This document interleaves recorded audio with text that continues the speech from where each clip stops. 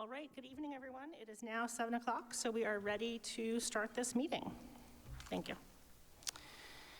All right. Pursuant to Chapter 20 of the Acts of 2025, this meeting of the school committee will be conducted via hybrid participation. We will post an audio recording, audio-video recording, transcript, or other comprehensive record of these proceedings as soon as possible after the meeting on the City of Somerville website and local cable access government channels. Dr. Carmona, will you please call the roll? Through the chair, Ms. Piton, Dr. Piton.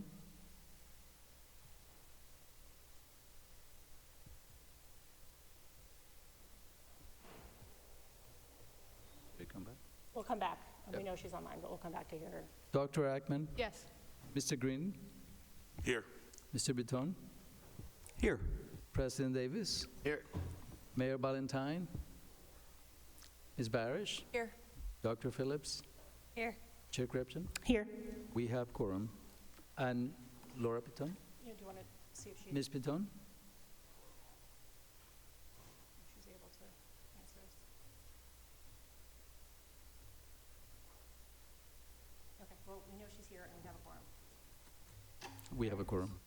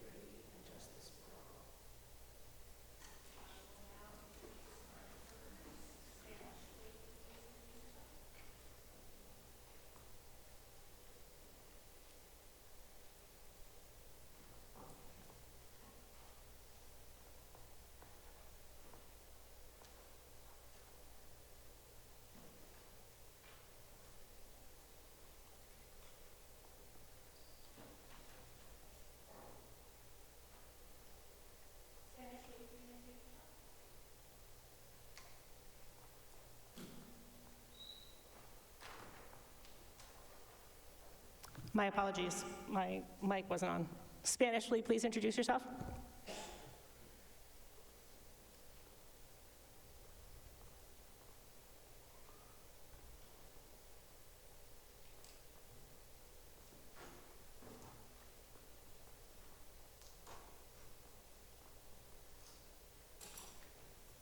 Okay, Portuguese, would you please introduce yourself?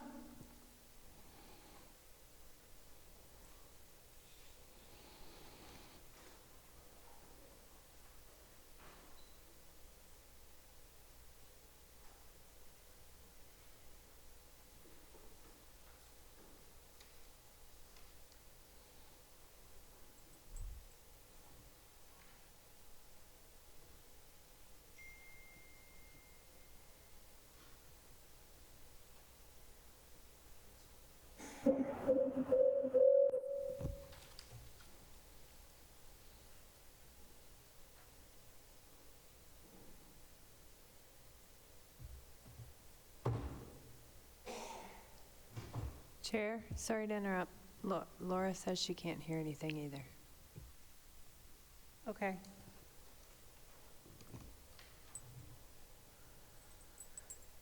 Give us a moment, having some technical difficulties.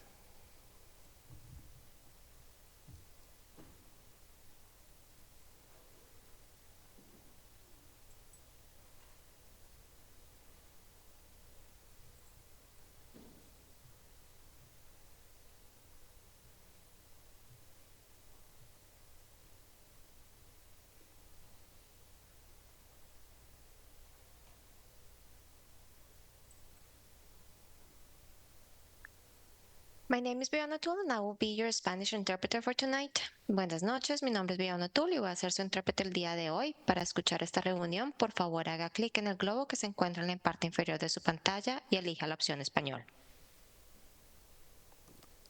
That was Spanish. Okay, Portuguese, will you please introduce yourself?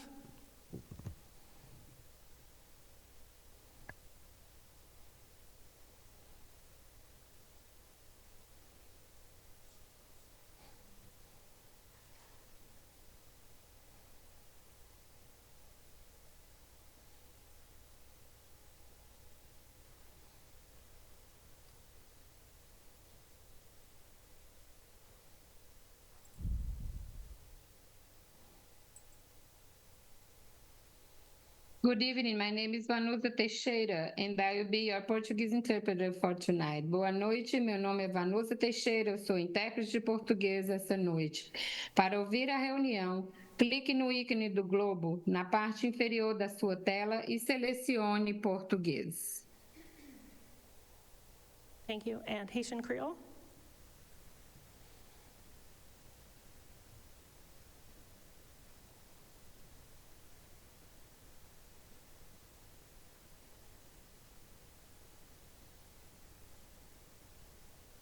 Okay.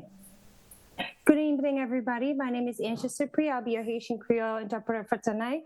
Bonsoir tout le monde. Nom c'est Angie Supri. Moi, c'est interprète créole haïtien pour nous à soir. Si vous besoin créole haïtien pour réunion, cliquez en bas page, n'a pour un globe, n'a cliqué sur lui pour nous choisir français pour créole haïtien. Merci. Okay. With that, we will start with approval of some minutes. I will entertain a motion. Move to approve the June 16th minutes. I have a motion by Dr. Ackman. Is there a second? Second. All in favor? All opposed? Motion carries. That brings us to public comment. I will read our instructions for public comment, and then I will list 3 people in a row so you'll know who is coming up next. Welcome and thank you to those who have signed up for public comment. Speakers will be allowed 3 minutes to present their material. However, the chair may limit comments to 2 minutes based on the number of individuals signed up to speak. We have 7 people signed up. I will give you each 3 minutes, should you decide to use it all. Speakers should begin their comments by stating their name and address, or in the case of district employees, their role within the district. The chair of the meeting, after a warning, reserves the right to terminate speech which is not constitutionally protected because it constitutes true threats that are likely to provoke a violent reaction and cause a breach of peace or incitement to imminent lawless conduct or which contains obscenities. Public comment is not a discussion, debate, or dialogue between the public and the committee.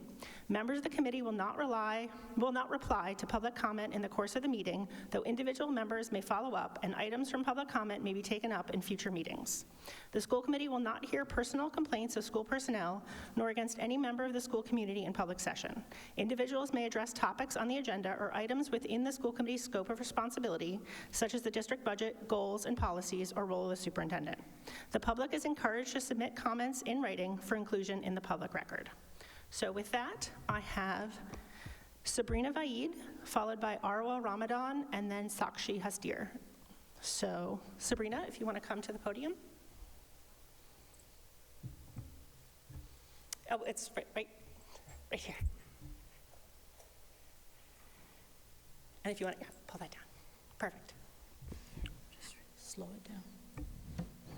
Hi, my name is Sabrina Vaid. Hi, my name is Sabrina Vaid. I am a rising 8th grader at Winter Hill at Edgerly. When I first found out about the Breakthrough Program, I immediately... Hold on a moment, we might be having a technical difficulty.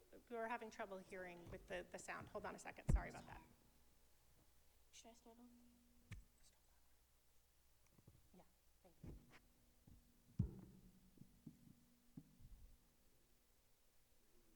Sorry, we'll start it, we'll reset it. Sorry about that.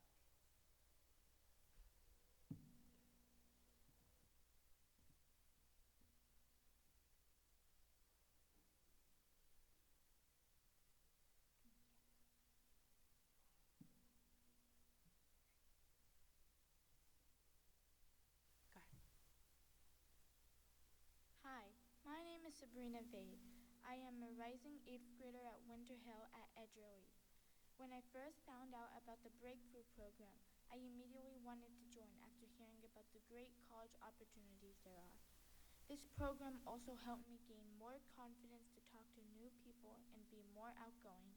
I've met some amazing people at this program and made great friends over the last 2 years. I sincerely hope Somerville will find a way to keep Breakthrough going. I cherish the memories I've had so far, and I hope that they will continue until I graduate. For example, one of the projects I am really proud of is the solar oven I made in science class with my classmates Faith, and Ariane, and the teaching fellows. It allowed me to apply science to a real-life project, and I learned a lot from this project that will help for concepts I might learn in the school year. I hope Somerville will consider reinstating the program.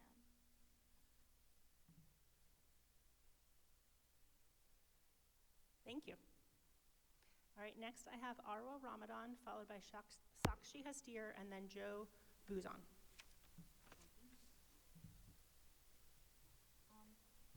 Hi everyone, my name is Arwa Ramadan for those who don't know me. I'm going into 8th grade and this was my second year of Breakthrough. When I first joined, I didn't really know what to expect. I didn't know who I'd meet or how it would go, but I ended up finding something way better than I imagined. Breakthrough became more than just a summer program for me. It became a second home. I made real friendships and I learned so much. I felt like I was part of something that actually mattered. This place gave me confidence, support, and memories I'll never forget. Every day here made me feel like I was growing, not just as a student, but as a person. I've walked away from this summer with a different mindset than how I walked in, and I know I'll carry that forever with me. Something I really liked about Breakthrough was how real everything felt. Like people were actually themselves here. No one was trying too hard to be perfect or act like they had it all figured out. We were just learning and growing up together. It made it easier to speak up, to ask questions, to mess up and not feel weird about it. That kind of environment doesn't happen everywhere, and I feel lucky I got to be a part of it.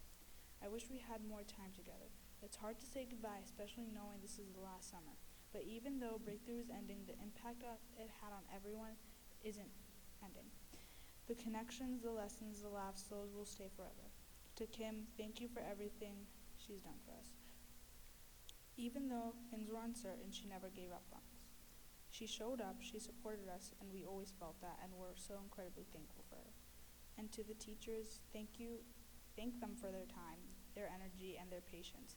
They made the summer fun and meaningful, and I'm really glad that I got to learn from them. Thank you to everyone who made Breakthrough feel like home. I'll always be grateful for it.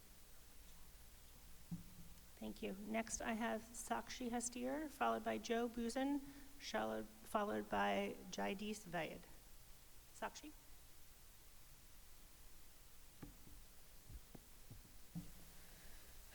Good evening, members of the school committee. My name is Sakshi Hastir. I have lived in Somerville my entire life. I am the first in my family to go to college in the U.S. In high school, I was in the top 10% of my class, and in college, was on the dean's list last semester. While grades and prestige are not accurate measures of success, these facts are important because Breakthrough got me here. I joined the inaugural class of Breakthrough in 2018. I was doing well academically, but Breakthrough offered me a support system and a community that I would have for years. They taught me to accept who I am and opened me up to new opportunities. They taught me real-world skills, including creating a resume, writing a check, helping me practice for the SATs, and making sure my college writing was perfect. So perfect, I got into Tufts University, the college I currently attend. I recently served as a teaching fellow this summer. I taught the children of Somerville, and I could see them for the brilliant, creative, wonderful people that they are. They care about Breakthrough. They are leaders. They are the success of Breakthrough. I graduated from the program last year in 2024. The program is 6 years long, and it was shut down after 7 years. Did you ever ask me or anyone else what Breakthrough did for us? Did you ask my parents or their parents? Did you ask these children what it did? If you needed results, you can just look at me and you can look at them. We are the results of this program. As a reminder, your job is to invest in all of our students. So please reflect on your position, your power, and the effect it has on those who don't have as much. Thank you. Thank you. Next, I have Joe Buzon, Jaidis Vayed, followed by Jeremiah Hill. Joe?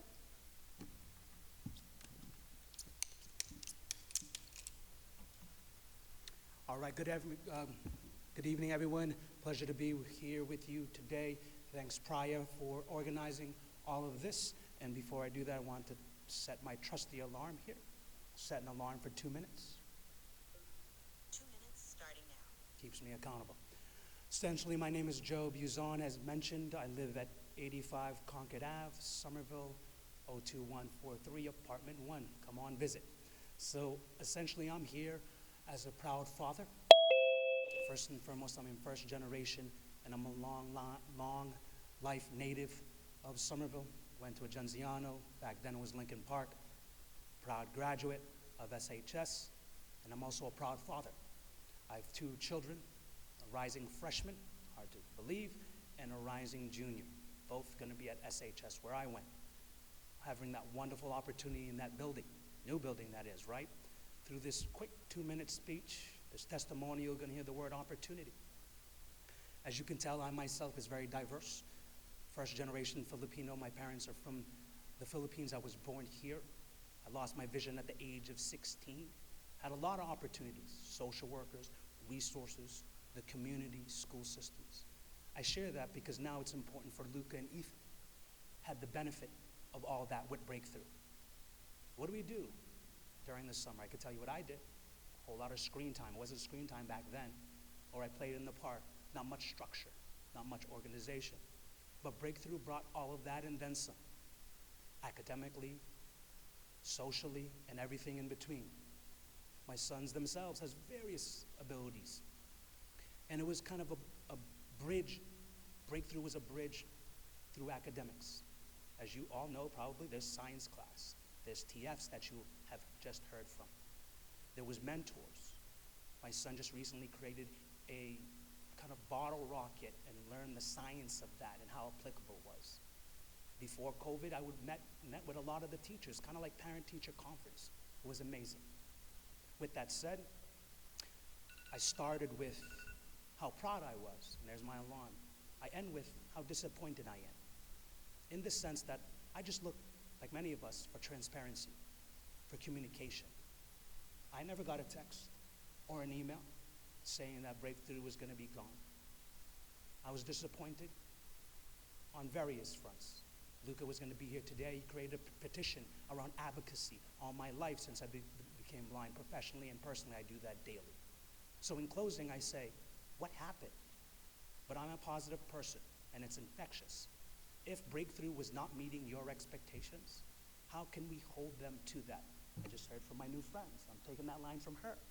And how can we work together in partnership to strengthen this collaboration?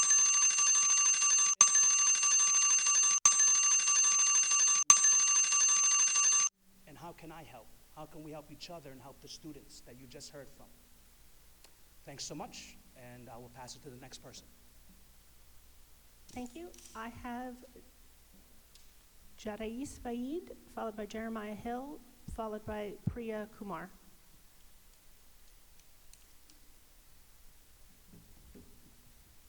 Good evening, everyone. My name is Jaydeep Vaid, and I reside at 34 Marshall Street. I'm a longtime Somerville resident, and I'm a proud parent of a teenager who joined Breakthrough two years ago. So with the help of the teachers and leaders at Breakthrough Somerville, she has made amazing improvement. Somerville kids deserve opportunities like Breakthrough that focus on academics and STEM subjects. It's a pathway to college. Why wouldn't you embrace that? When learning about Somerville's decision on Breakthrough, the responding email I received from the superintendent stated it's ineffective and budgetary constraints. I simply don't buy that. You've just heard some convincing arguments from some aspiring Somerville students. Maybe if we actually spoke to the parents and the students of Breakthrough Somerville, you would recognize the effectiveness of the program. Did you actually have a constructive dialogue with the parents? I feel like I've spoken to the parents and they were blindsided. And in that email response, I also received the superintendent stating that he's working on new ideas and solutions. Well, can you show me some facts? Like, what is it? It seems like it's just rhetoric. Like, show me the proof. Or like, what are the alternatives? You can't just discontinue a program, leave kids in the dark, and have nothing for them to look forward to. It seems to me like it was an impulsive decision, and what Somerville and the superintendent is doing is abandoning the young learners of Somerville. Why would you cancel a great program for Somerville's aspiring youth and not have a replacement plan in place? I want the superintendent and the leaders here today to be part of the solution, and the solution is right under our nose. Be an integral part of Breakthrough Somerville. Somerville will be a better school district because of programs like this. This close-knit community deserves better. Please do the right thing and reinstate the program. Thank you. Thank you. Next, I have Jeremiah Hill, followed by Priya Kumar.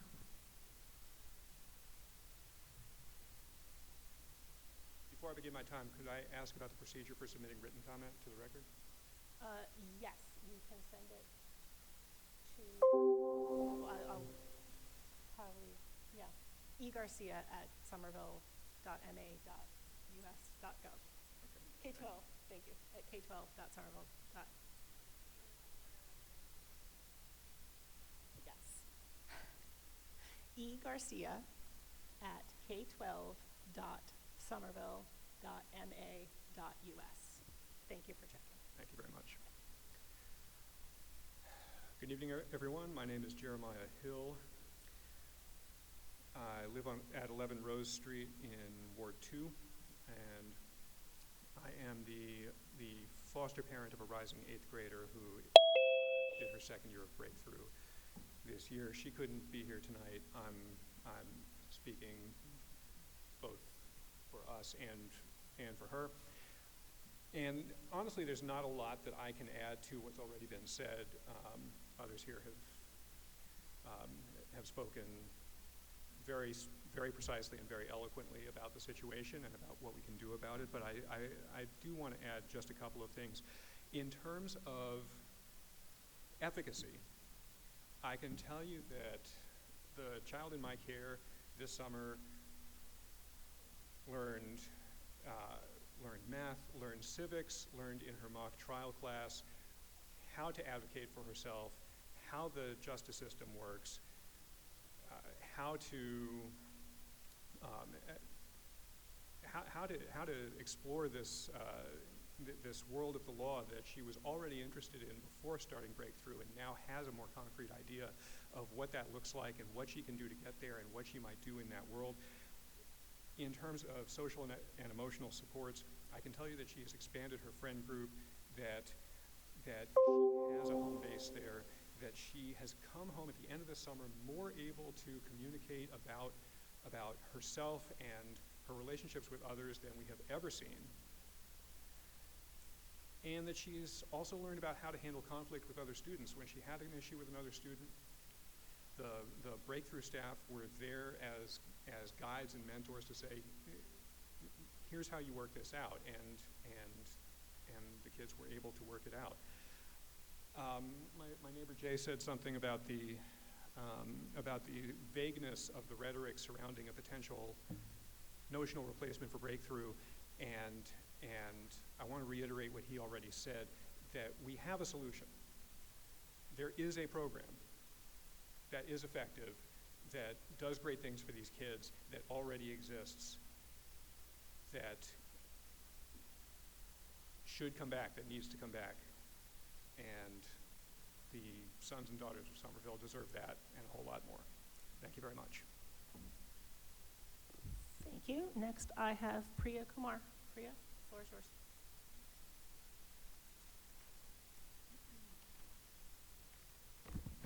Good evening. My name is Priyadarshini Kumar, and I live in Ward 7 of Somerville at 34 C. Marshall Street. I am the parent of Sabrina Vade, who attends Winter Hill School at Edgerly. I am frustrated and angered about Somerville Public Schools' unilateral decision to sunset the Breakthrough program without any engagement or dialogue with the parents and students who are the beneficiaries of this amazing program. The Breakthrough program has been instrumental in fostering confidence and academic growth in my child. Since joining the program, Sabrina has transformed into a conscientious, responsible, and driven young person. She learned so many new skills and has a renewed sense of passion for learning. I find it suspect that the school district decided to cancel this program without any input from the constituents of this city. Why was this done? In an email response sent to my husband, Dr. Carmona claimed there are other providers who can offer a more enhanced and yes, more cost-effective services to the students across all grades. Who are these other providers? And when will this be implemented?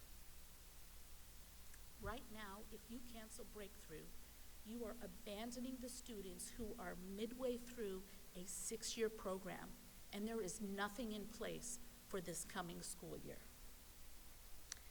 Dr. Carmona also wrote, "We are changing providers, not eliminating a service. Our priority is now to identify a new provider who will best complement the progress of our students, the students have made through Breakthrough, and continue that academic and social learning more effectively." From this statement, it is clear the school district has no plan in place for the near future. They claim they were merely in the process of identifying a new provider. If this statement were to be truthful, I put it to you that it is not, because there is no other plan. Furthermore, Dr. Carmona wrote, "The decision to conclude the relationship with Breakthrough was not made lightly. Still, after the district completed an evaluation of academic programs and services for more than a year, they identified several factors that indicated a need for change, including program effectiveness, sustainability, and budget implications." If this claim were true, where is the data? Where is the evidence of the lack of program effectiveness and sustainability?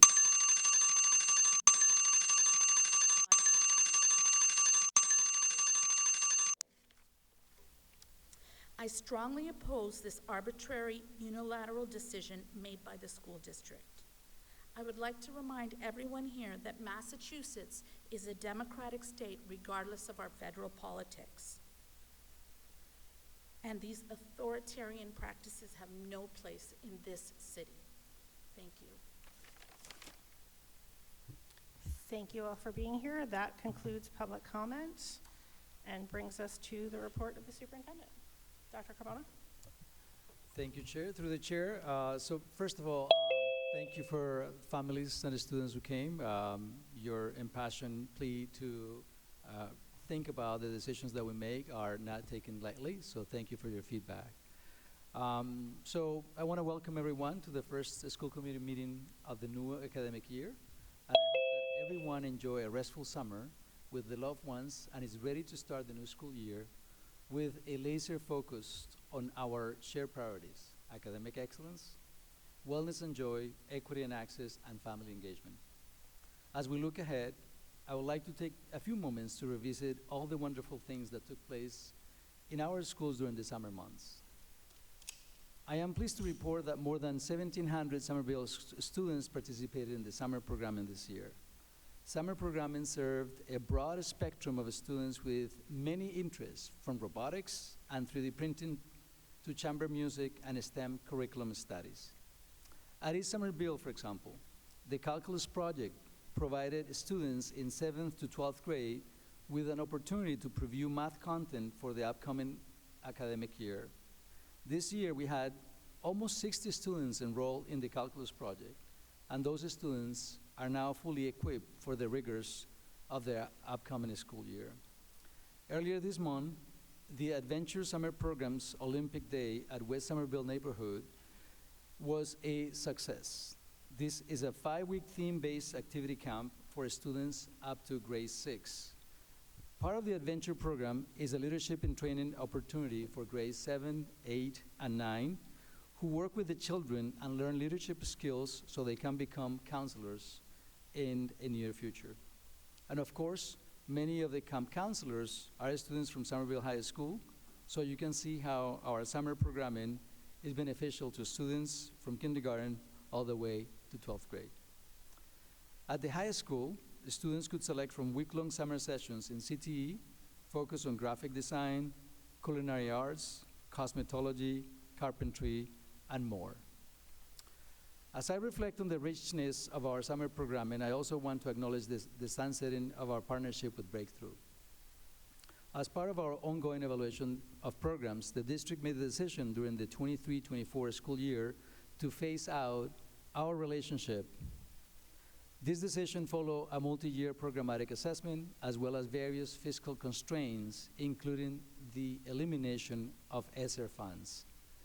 We recognize and appreciate Breakthrough's mission and the strong relationship they have built with many of our students. At the same time, our evaluation identified several factors that inform this transition, including a reduction in service hours, limited services for high school students, challenges in measuring academic outcomes, and a significant higher cost per student compared to other out-of-school time programming. While we will continue to make improvements in communication, we're confident the decision to sunset Breakthrough is the right one at this point. We're also excited about continuing the work of college and career readiness for historically underserved students, and will announce the result of the current RFP process in the fall. We have already received a lot of interest and are committed to providing consistent, equitable, and effective support for middle and high school students, both during the school year and in the summer. So please stay tuned for a full report from the out-of-school time department at the September 29 meeting. So switching gears right now, I'm happy to know that while our students were engaged in enrichment programming, we continue to work with our city partners to improve our school buildings across the district, making progress in our efforts to ensure welcoming and inclusive environments for our students and staff. In your packets, you will find a memo detailing many of the facility projects. Just to name a few highlights, at the Argenciano, the city's Infrastructure and Asset Management Department, also known as IAM, led by Director Rich Reich, who is present here, made great progress in opening up a new classroom for 5th grade students. IAM worked closely with Principal Soto, Vice Principal Candelora, and our Facilities, Safety, and Transportation Coordinator, Danielle Barry. Also at the Argenciano, IAM, working in close consultation with our Director of Food Services, Lauren Mancini, and our Chief of Staff, Amara Anosike, added a new production kitchen, helping us to improve on providing delicious and healthy meals for our K-8 students across the district.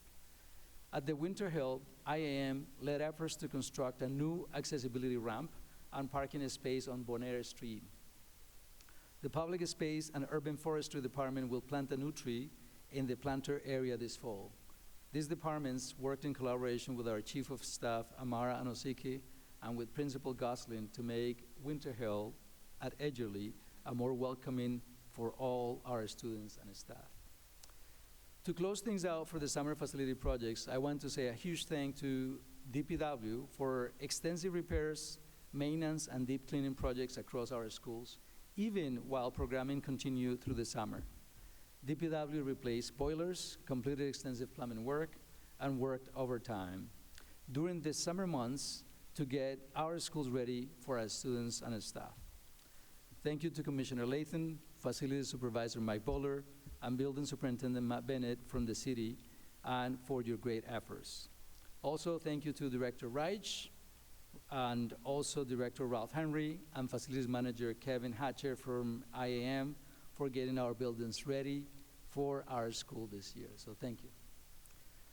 And looking ahead on facility updates, the city will be developing a memo for the next school committee meeting to update the community on the MSBA school building project for the Winter Hill and potentially for the Brown School.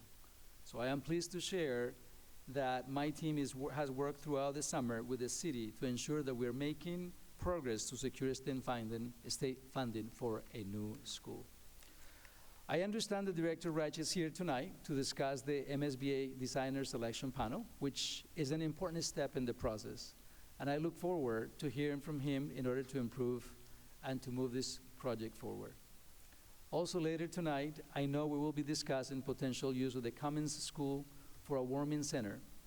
I look forward to a thoughtful discussion that acknowledges the community need while balancing the need of the district to ensure our spaces are being preserved for use should the need arise.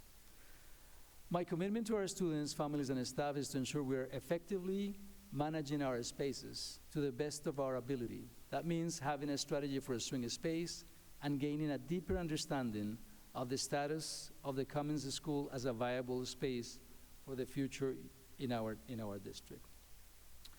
I welcome the continued collaboration with our city partners to make that happen. And again, we will hear from our city partners in a minute. Right now, I'm going to pass the microphone to Dr. Jessica Boston Davis for the back to school celebration. Thank you, Superintendent Carmona. So I'm thrilled to say the summer, we're moving past the summer and back to school. We're very thrilled about that.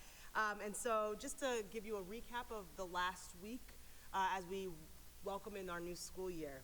Last week we had a back to school fair held by the SFLC, which was very successful despite the rain.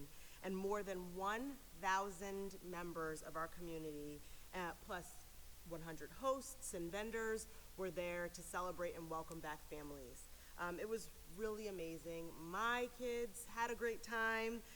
Parents were able to learn more about their schools, meet with their school principals and some teachers, and our students were able to play games and visit the fire truck, which my kids were very thrilled about. Last week, we also welcomed back our amazing administrators and 70 new SPS staff members. So very, very excited to welcome them into the district and welcome our admin team back.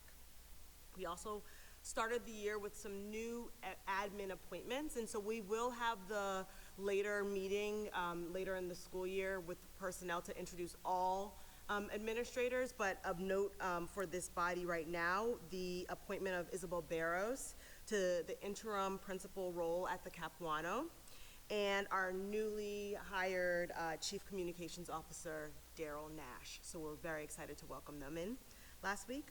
And we also, this week, have an all-staff convocation planned for Wednesday afternoon. So schools are preparing cheers, and it's a little friendly competition. The principals were texting each other, getting ready for it. So we're looking forward to that on Wednesday. And so we have a lot to cover on tonight's agenda. So we do not have any formal district presentations. However, at the September 8th meeting, I will share with you my first academic update. There's a lot there around our new curriculum rollout, around a lot of the initiatives we have in place, and this is a preview because you'll see it later in the meeting, a summary of all the grants that we've received. We did a lot of work on grants this summer and we received a lot, so we're very excited. I will give an overview of that in our next meeting in my academic update. And then I did want to share one quick preview that will enhance our work, and I'll share more at our next meeting at the academic update, that our district was accepted for the Federation for Children with Special Needs Apple Institute into the 2026 cohort. So APPLE stands for Advancing Parent Professional Leadership in Education. It's a partnership with DESE, and we applied with our CPAC.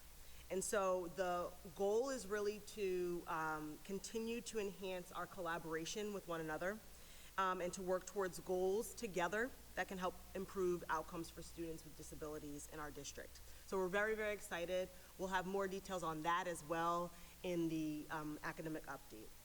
And so on that note, with the superintendent's approval, this concludes the district report.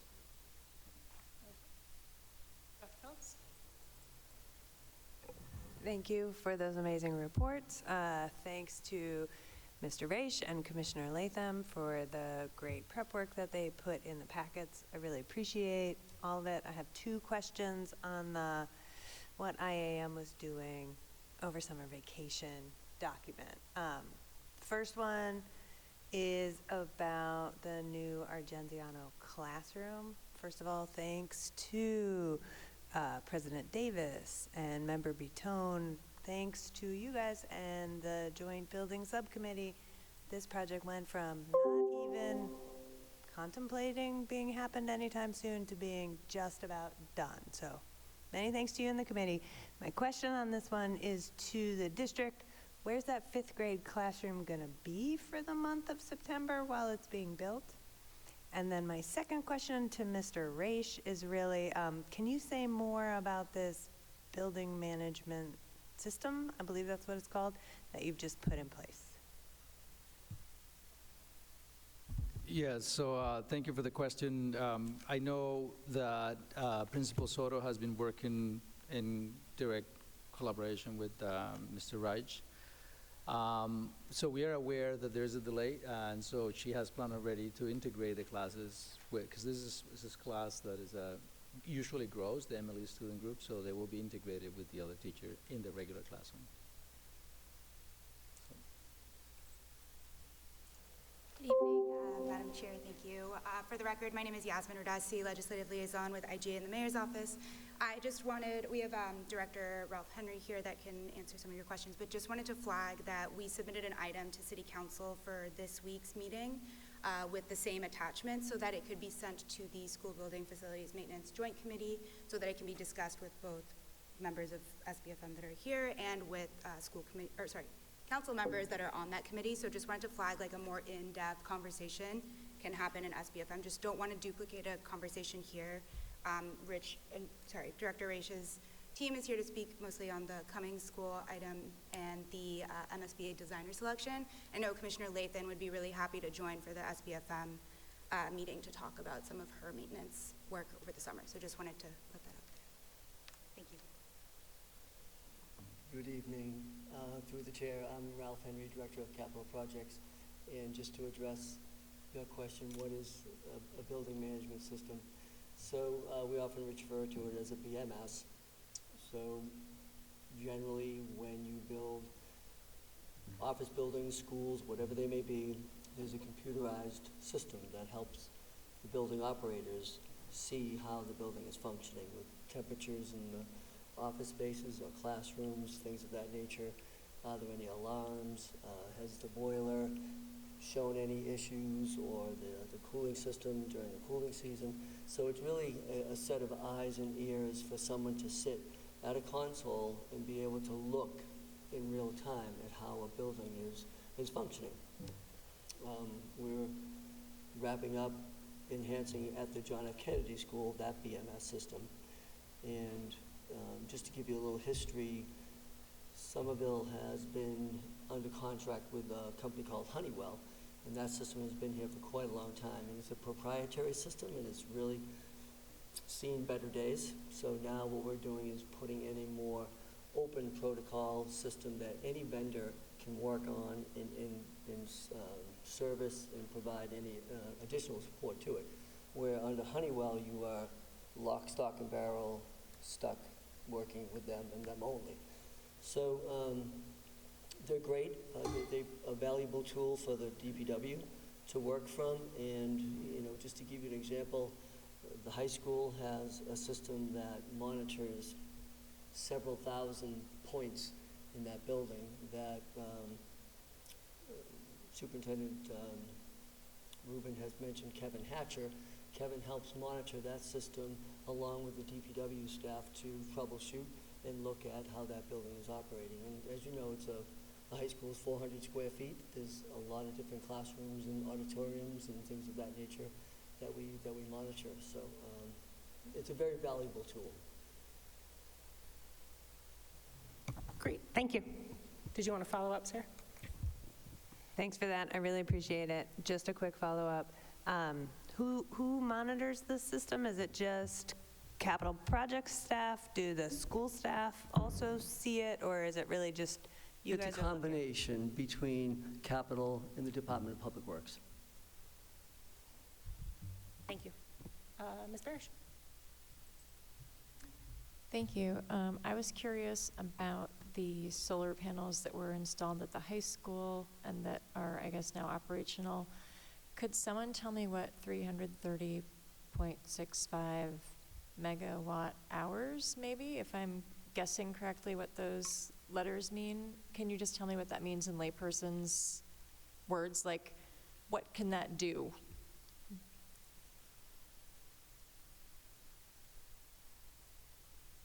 And through the chair, I had a funny feeling that that data was going to come back and bite me. I would have to get back to you on that, but that system does supplement any electrical usage at the school itself. So we're not selling it back to the grid. That is coming right into the building and supplementing whatever we may need on any given demand day. And very important during the summer, under the cooling standpoint, the high school uses quite a bit of energy. Mr. Riton? Thank you, Chair, through you. My question is about the production kitchen at the Argenziano. I am so excited about this. Our students have been clamoring for it, and I can't wait to see what our culinary experts are able to produce. I see the date for the opening. Oh boy, I just had it in front of me. Hang on. I think it said, I guess my question is it open? Is our kitchen now fully operational? If not, what is the timeline for that? And when do we expect to be able to produce all of our meals in this new asset? Through the chair, it is fully functional. Yay.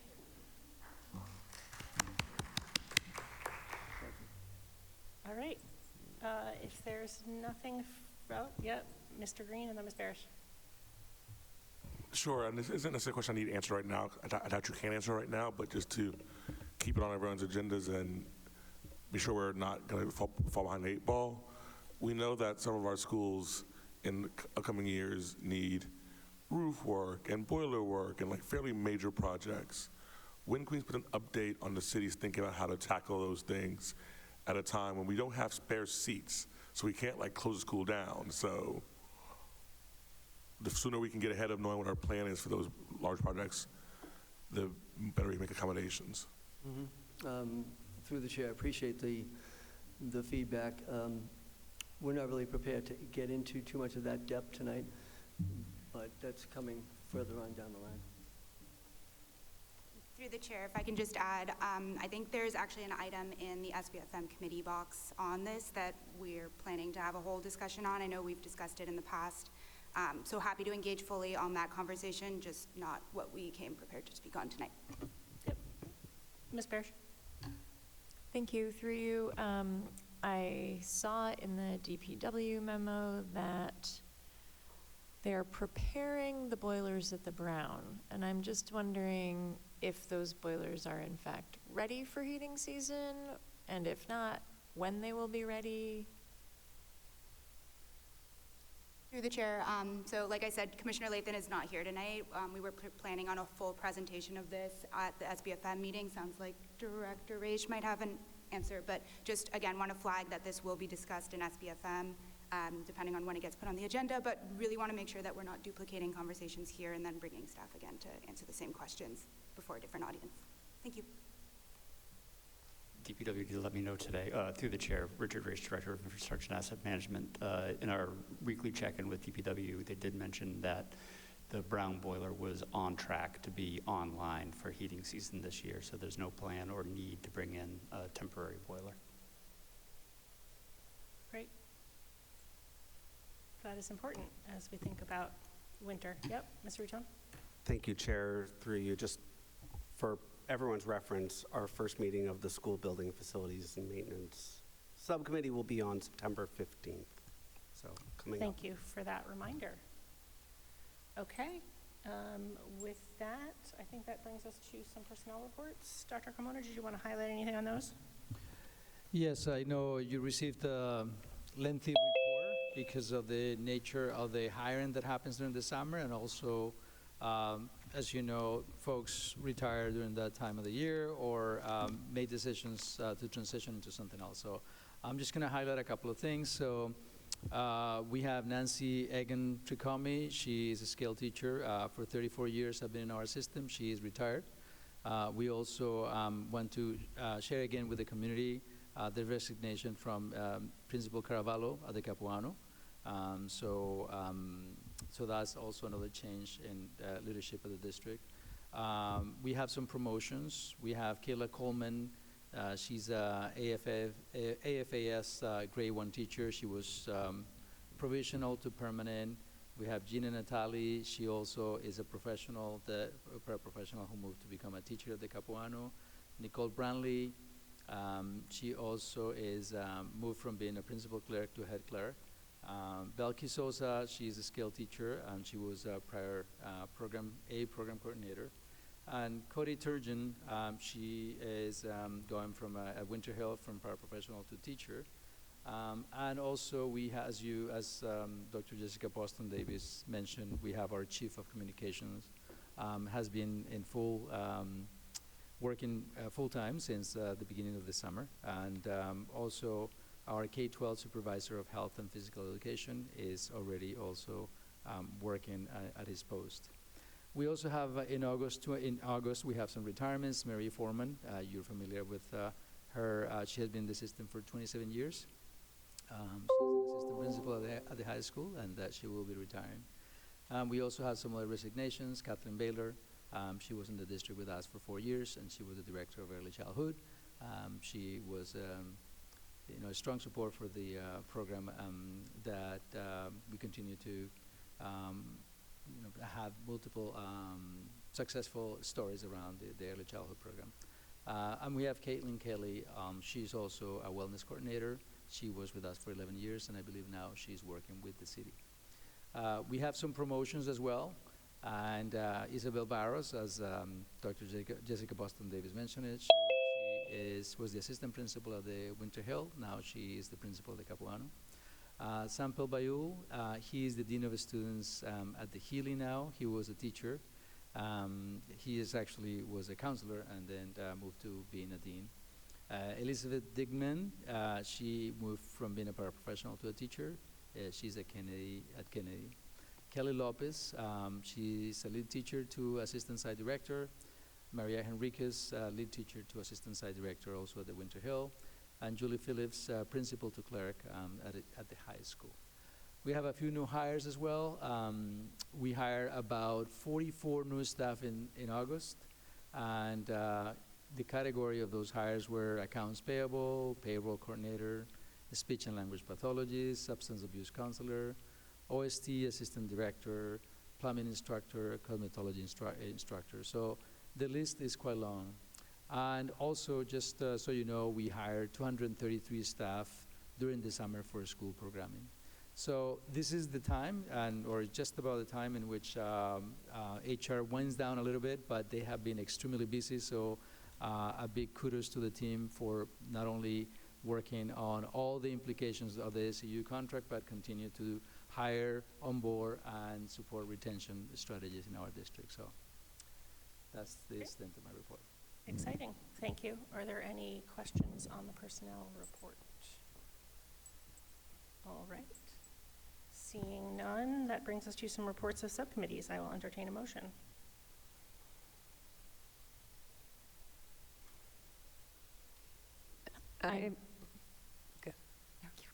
I move to accept the June 18th, 2025 Finance and Facilities Report and the July 15th, 2025 Rules Management Report. Second. I have a motion by Dr. Phillips, seconded by Dr. Ackman. If there is no discussion, all in favor? Aye. All opposed? Motion carries. That brings us to new business. We have a resolution in support of Welcoming Week. This was brought to us straight from the mayor, who couldn't be here this evening. It's in your packet. It's for tonight for a first reading, so it'll be on our agenda again at our next meeting. I know Ms. Patone had some thoughts on an additional section to this resolution. I don't know if Ms. Patone would like to speak to that now.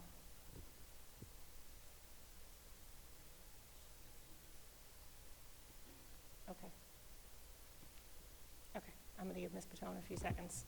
If there are any other questions, Mr. Green.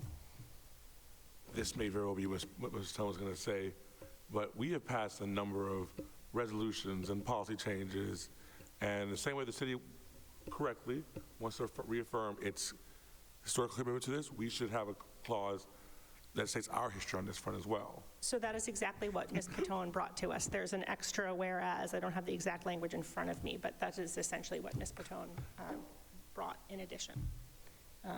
Yep, Dr. Phillips. I can totally live with it if we want to just go normal 2 readings, pass it, but this has nothing controversial in it. It's going to come back to us in 2 weeks again, saying the same thing plus the paragraph that Ms. Patone suggested. I'm wondering if we're all okay just waiving the rules and passing it tonight.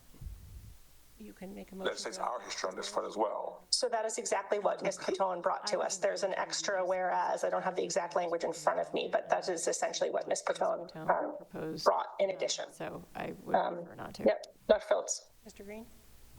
I can totally live with it if we want to just go normal 2 readings. Which I'm sure I'm fine with, but and it seems, if the week of September 1st were the welcoming week, I would be like, yeah, let's go ahead and amend the rules to get it done. But we'll get it, our next meeting is in time to still have the resolution done in for the week, and we don't have to force Ms. Patone to write it. We don't have to do in horseshoe editing, which is the worst. I'd rather just wait to vote it on our next meeting. I think that's fine, Mr. Bitton. Thank you, Chair. Through you, I co-sign with what my colleagues have said. Fully support the resolution as written with the addition that Ms. Patone proposed. And I'll note in my conversation with the mayor this morning, she indicated that a second reading would not jeopardize the importance or the efficacy of the resolution. So I agree with my colleagues that we can wait. Okay. Yes, Ms. Parrish. I'm just curious, and maybe this is something I should send to the mayor, but I think it says the week of September 12th, and it's just odd to talk about the week of a Friday. I don't know if that means, I don't know what that means. I don't know, but I'm happy to ask as chair and see if that's really the intended date and why before our next meeting. Thanks. Yep.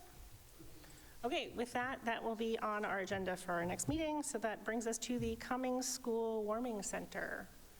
I know our city folks wanted to do some framing here, so. Thank you, Madam Chair. For the record, again, my name is Yasmin Radasi, Legislative Liaison with Intergovernmental Affairs in the Mayor's Office. I'm here to speak on the Warming Center item tonight. First, I wanted to thank the committee for your approval on using the Cummings for a warming center last winter. The administration is so glad that the school committee saw the value in this last year. Tonight, I'm joined by Director William Fisher, Director of Emergency Management, and Director Rich Raich, Director of Infrastructure and Asset Management. Director Fisher will be able to give an overview of the warming center operations from the winter and highlight some of the key successes from its operation last year. Director Fisher will also be able to outline his work on developing a continuity of operations plan. The administration is committing to developing this comprehensive plan that outlines a procedure to maintain critical educational and support functions in the event a SPS building is damaged and cannot be occupied. In addition to this continuity of operations plan, Director Raich is here to talk about some of the work that's being performed by AAM to ensure larger scale preventative maintenance measures across school buildings to extend useful life and prevent emergencies before they occur. As you know, DPW and IAM both submitted documents outlining their department's school readiness efforts over this summer. And as I said earlier, these documents will be also introduced as a City Council item to be discussed in the Joint Facilities Committee. I want to acknowledge that there is a draft MOU that was shared with this committee tonight. The city has not had adequate time to discuss and fully vet all the provisions in that draft, but we are committed to continue to work with schools to finalize a draft for review.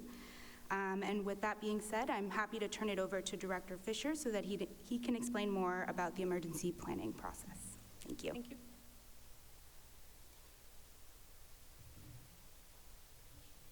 Thank you. Through the chair, thank you guys for having me here.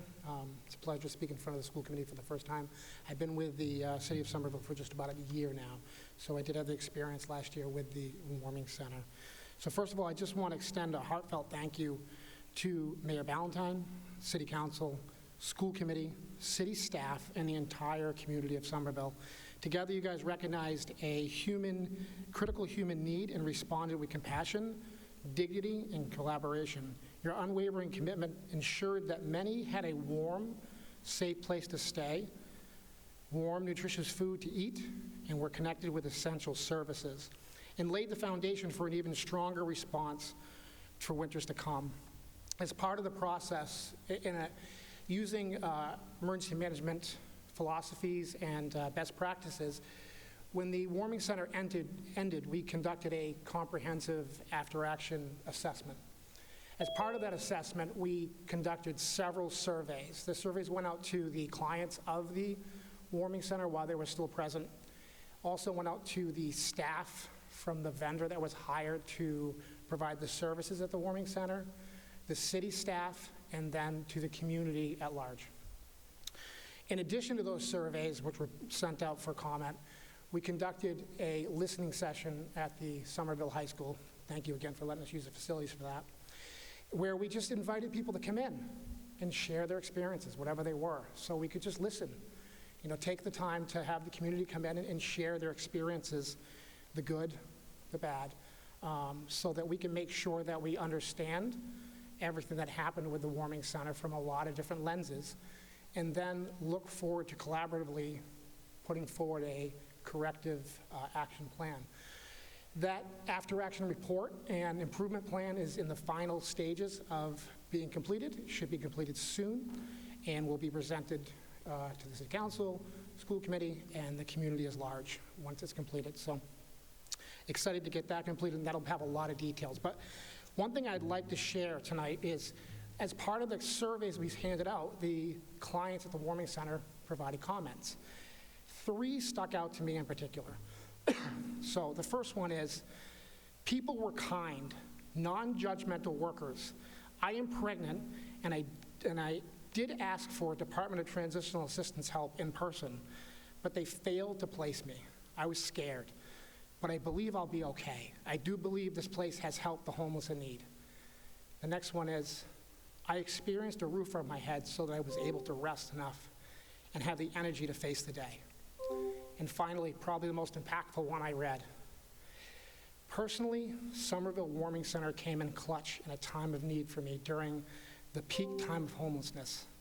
I was battling mental trauma, legal issues, and stalking from a past toxic relationship that triggered a lapse in my recovery from alcoholism. As I was experiencing difficulties at other shelters, Somerville Warming Center welcomed me with open arms, pointed me in the right direction to navigate the resources in the city, and even at capacity gave me clothing and a ride to an alternative safe environment. This was definitely beneficial for me in each and every way. Obviously, I share those because I want you guys to see the impact of the good work you all were involved in. Anything we do from my perspective, because again, I look at things from an emergency management lens, it's collaborative. It takes a lot of people and a lot of people with skills and knowledge and abilities to come together to bridge that gap and figure out how best to handle the situation. And this was no different. And so some statistics from the warming center. Excuse me. The warming center averaged about 32 clients per night. We also averaged 3 pets. We had a German Shepherd there that we had to get a crate from the Boston Animal Rescue League that they donated because we didn't have anything big enough for this animal. And the total overnight stays were 3,692. I want to put that in perspective. Think back to this last winter. Was it the worst winter we've ever had? I don't think so. But there were many days when it was close to 0 or less. The wind was whipping. The snow was blowing around. I didn't want to go outside to clean off my car. Never mind have to spend the night outside. And so I take great pride, and you all should take great pride in the work you did to help these folks have a warm place to stay. They were provided warm meals, a cot, a blanket, a pillow, hygiene kits, socks, which were a huge commodity that I've heard that before, but even I was a little surprised how much of a commodity it was. We kept pushing socks, and I can see that. Imagine being on the cold with no socks. Emergency Narcan. on-site licensed clinical staff, transportation to, from, to alternate areas, entry into shelter wait lists and assistance in those, navigating those lists, mobile clinical services, health screening and tests, personalized referrals, resources to community services, and then stuff like basic things we take for granted, entertainment, enrichment, games, TV, etc. And then the community came together and provided holiday treats around the holidays. So they were able to get a nice treat during that time. So again, as I shared, that plan is going to be finalized soon, and I'm excited to share it. There are some things in it that we need to improve on, but nothing that we can't handle. And we've decided, based on the input holistically from this after action report, that at this time, the Cummings Warming Center is the best facility to fit the needs and reach those goals that we did last year, but probably better, because we've identified ways we can bridge those gaps and do this better moving forward. So that's my report on the Warming Center and my case to keep it there, because we really appreciate it and it made a lot of good. Great. Thank you so much. And I just wanted to let my colleagues know that in the packet, it didn't get in until late in the day, as a draft from our lawyers, that our lawyers have been working with the city on an MOU, which I know we all discussed last year when we gave permission to use the Cummings. So I just wanted everyone to know that that draft is in there. It is long. I don't expect everyone has read it yet. We're not expected to vote on that. It is still being worked on. I just wanted to make sure everyone was aware of that. Yes, Andre, Sarah, Eleanor. Thank you. Through you, the chair, the city made allusions to a plan for students, and I just want to remind people that we voted on this motion last fall, so almost a year ago now. One of the clauses we put in was, quote, "The city shall commit to creating and making public specific plans that outline the work necessary, scope, capacity, time, cost, to host students in the event of emergency." So that's why I never saw that last year. And while I am eager to support doing this again this year, and I am confident that lives were saved this year, we would not be doing our due diligence, our responsibility to students in Somerville if we did not hold the city to that. So it is my hope that before MOU is brought to us for execution, that plan can be made public. So through the chair, so a couple things about that. I appreciate the question, thank you. I assure you, myself and my Deputy Director, Lauren Mahoney, care as much, if not more, about continuity of operations. It's a huge part of emergency management. When we think of emergency management, we think of a lot of different aspects, from planning to exercising to training to relationships, collaboration. But one of the big pieces is, if we cannot have that continuity, the way that we shape our emergency management process and response is based on critical infrastructure. What people need and depend on, and sometimes take for granted in their daily life. And if it's interrupted, how are we best able to bridge that gap and return them, or return those services they need? School education is absolutely a critical service, and we must make sure it's maintained. And so we are absolutely poised to continue moving forward on that. And as a matter of fact, I'm just going to grab the actual language for you. Let's see. As part of the, hold on a second, I'm just going to find this real quick. So as part of my budget proposal for this year to the City Council and the Mayor, I put forth my Goal 2, because it's an important piece of emergency management. Goal 2 says to develop, finalize, and begin implementation of a comprehensive city and business comprehensive continuity of operations plan.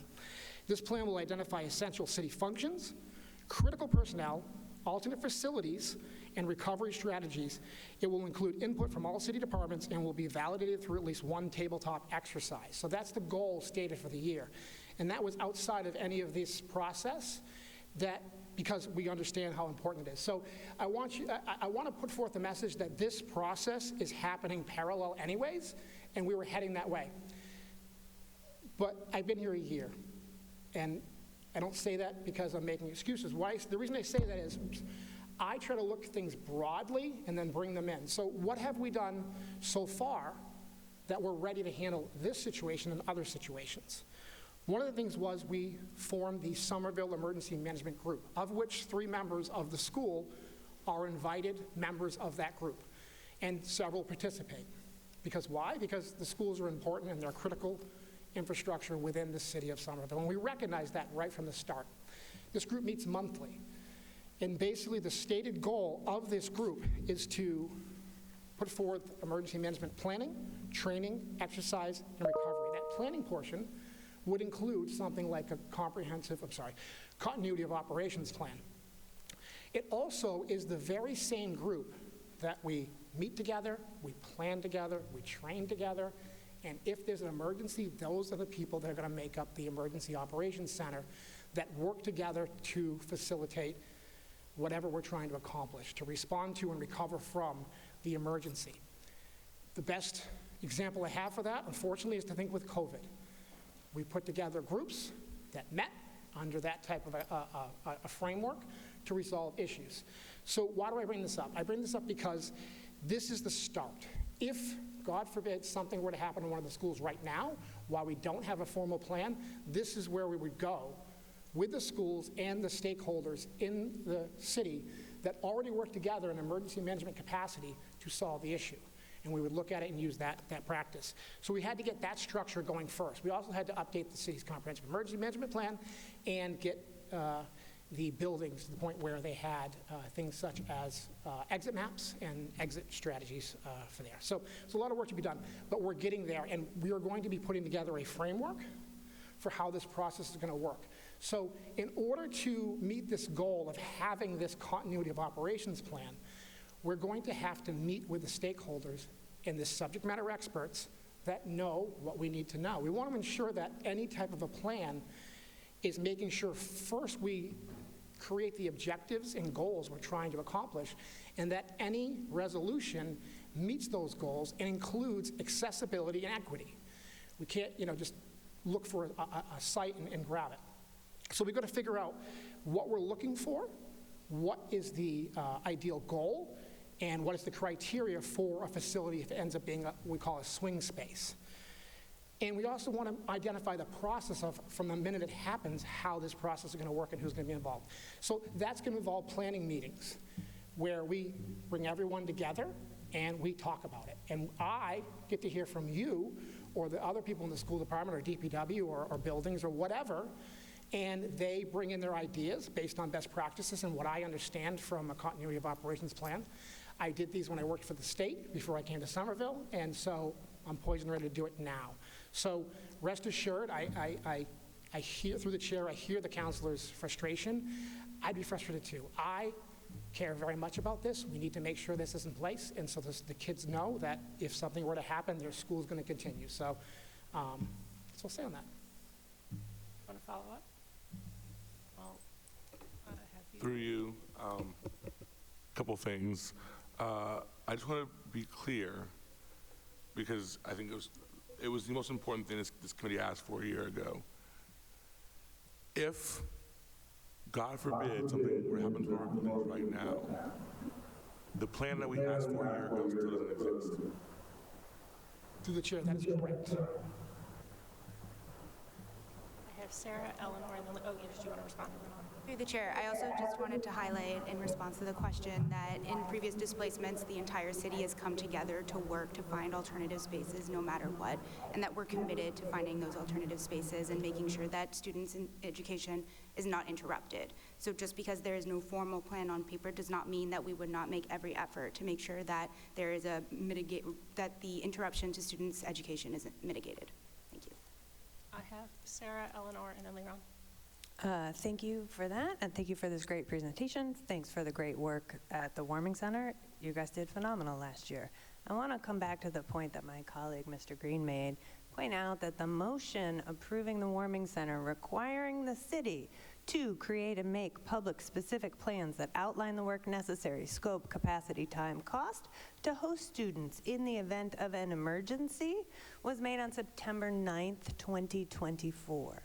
At the last school building subcommittee of last school year in, what was that, May, June? In June of 2025, I asked for an update on progress on this MOU and progress on this emergency plan for the start of this school year. I want to call my colleagues' attention to the draft MOU in the packet, Section 7.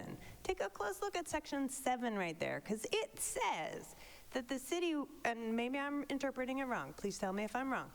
It says that the city is going to make this emergency facilities plan that we requested in September of 2024, and that if they haven't done it within 12 months of signing this MOU, which is already 1 year late, then we can take that into account when determining whether or not to renew this MOU for an additional term.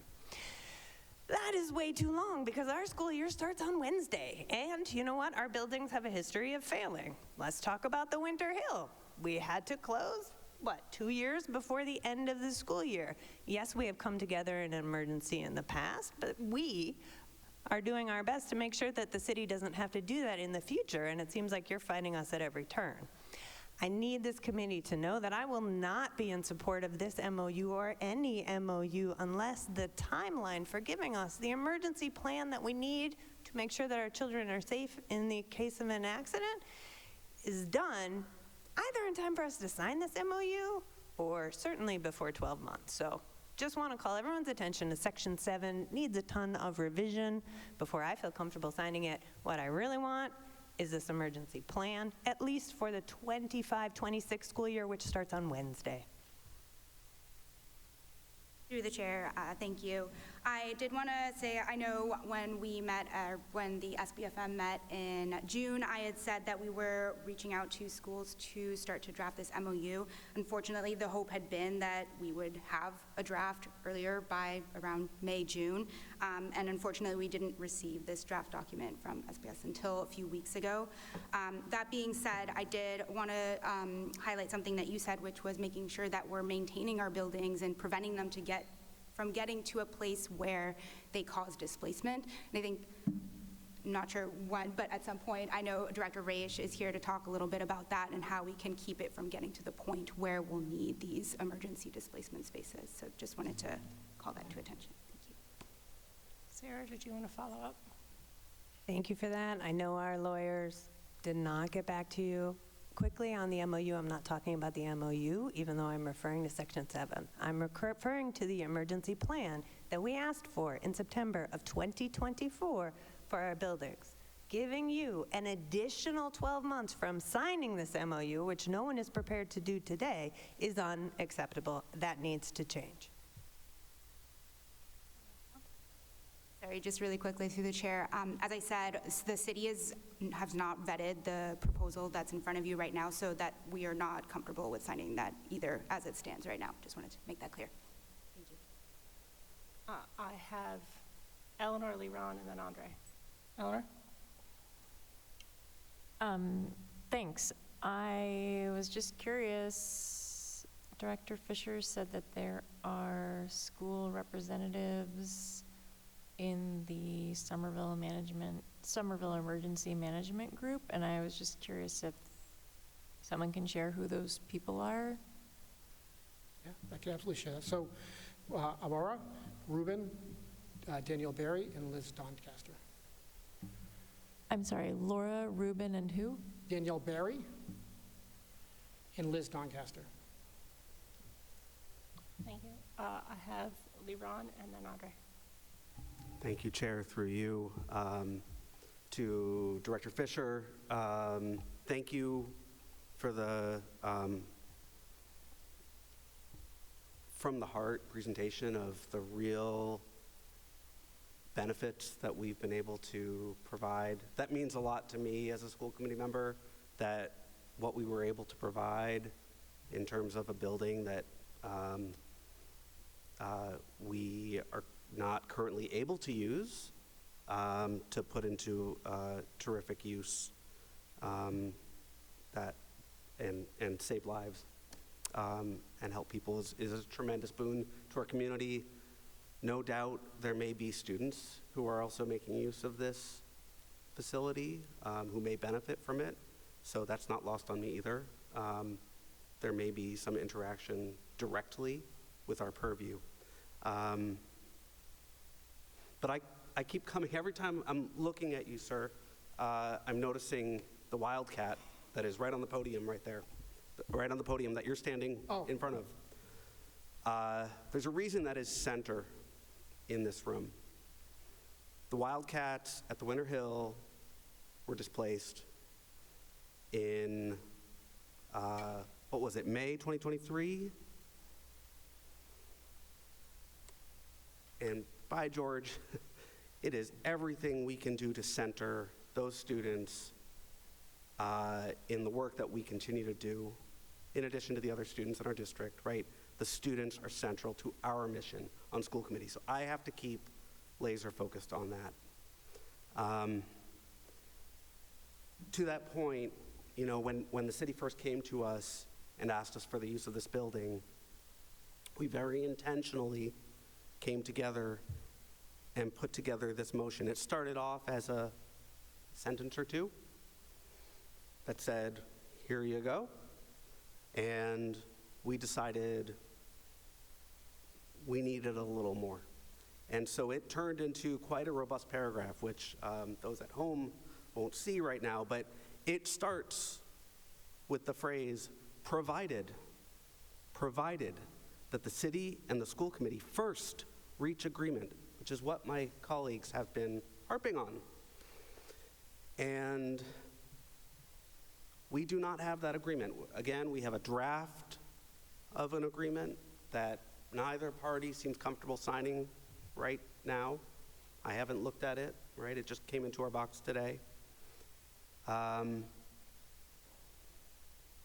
We are a far way off. And Director Fisher, you mentioned a few, in responding to an earlier question, you indicated that the planning process may take time, and I will concede that. I think that's true. But I think, I could be wrong on this, and my colleagues can correct me if there was an earlier incident.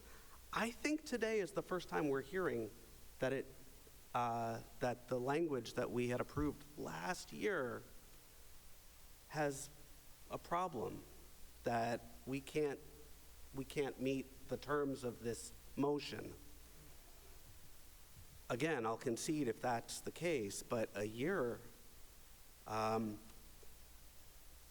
and for the administration to come to us at this point asking for something else, to then point out the terms of this motion were imprudent. It feels, I have to say, as a member of this body, it feels dismissive to what we very intentionally put in place when we allocated this resource. Now again, I'm not saying I'm not willing to provide it again, because there are lives at stake, but we are an integral part of the city. The school committee stands as, I think, and ready to partner with the city to accomplish our mutual goals. But the way I think we've been treated over this period is not as a partner, but as something less. So that gives me concern about moving forward in this partnership, because it really needs to be a partnership. So just raising those concerns and putting that in context. So again, thank you for the great work, and I'll step back. Thank you. Through the chair, thank you for your comments and your nice words. I hear your frustration, I do. And I can't speak to the MOU, especially the previous one, and now that's, you know, through the mayor's office, IGA, and law. But again, I can only speak from my perspective. And again, I understand, I'm hearing everything you guys are saying and how you were told one thing and now here we are 12 months later. But again, from my perspective, just for whatever it's worth, at that point, I was just ramping up my program, and I'm at a point now where we can move forward with this and we can make some meaningful plans together. Now, I just want to make something clear for context. Us having a plan doesn't mean that I go back to my office, get on my computer, and type a plan. I understand the framework. I understand the best practices in emergency management. But the plan is largely going to be written by the schools, because they're the subject matter experts. They know what these students need, and they know how to meet those needs. As far as the infrastructure for the buildings, that would be DPW, the infrastructure department, and multitudes of other departments. But don't think this is something we can just go back and write. I would think, the schools, if I just went and wrote a plan and said, here you go, here's your plan, you'd be like, this doesn't make any sense, you didn't involve me, and this is not what I need. So I need those subject matter experts to tell me how to meet those needs appropriately, accessibly, equitably for every student. And so that's why this planning process is going to take some time. But I have full confidence that we will get there. And if somebody says, well, what's the timeline? I don't know, because I don't know what we're even necessarily getting into. When I talk about that, I mean the specifics of it. We haven't been able to look at, I haven't been able to talk to you guys about the needs yet because I was doing other things and getting ramped up, as well as what we even have facilities that may meet those needs, because we haven't identified what those needs are yet. And so I hear your frustration, and I would share it. But what I'm saying is, from my perspective, we're here now, and we have the ability. We've set certain things in place that I needed to get done ahead of time. I wasn't involved in this process directly a year ago. I wasn't. But now I am, and we're ready to move forward collaboratively and get this problem solved. Director Raish, did you want to also comment? And then I'll take Mr. Green. Through the chair, another thing to remember and consider is that while Director Fisher was onboarding and getting up to speed and pulling together the resources that he needs to then work on the continuity of operations plan that is more directly referenced in the prior MOU, or lack thereof, the motion that would be the basis of the MOU. It's important to remember that in that span of time, IAM, in very close collaboration with the superintendent's office, was continuing to lower the risk of an emergency at the other schools. We have been diligently reviewing, investigating, stress testing, bringing in mechanical engineers, envelope engineers. We have been looking at the heating, cooling systems, the envelope, the roofs. It's been a very slow and deliberate process because we need to do this under winter conditions, looking at it from the outside while it's heating. We have to do it under summer conditions when it's cooling and looking at the outside to see where things are escaping. We've been, as that data is coming in, we've been developing a long-term capital investment program so that we forestall what happened to the Winter Hill at any of the other schools. In a few minutes, we're going to be talking about the next steps for the MSBA process.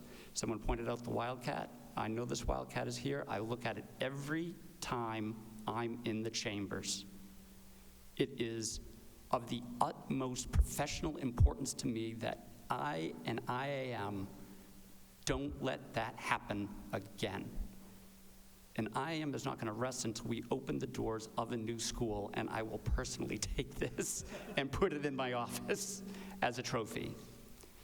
So I say that, and I understand why the motion was phrased the way it was a year ago when we identified the Cummings as the best location for the warming center. And that is still the case. There are no other, we've got other options. They're far worse. I understand the need of the school committee to protect its resource and use this as a leverage point to get a continuity of operations plan and understand where the students will go in the case of another emergency. Work has been progressing to forestall that sort of emergency. Bill and his team are now working on the continuity of operations.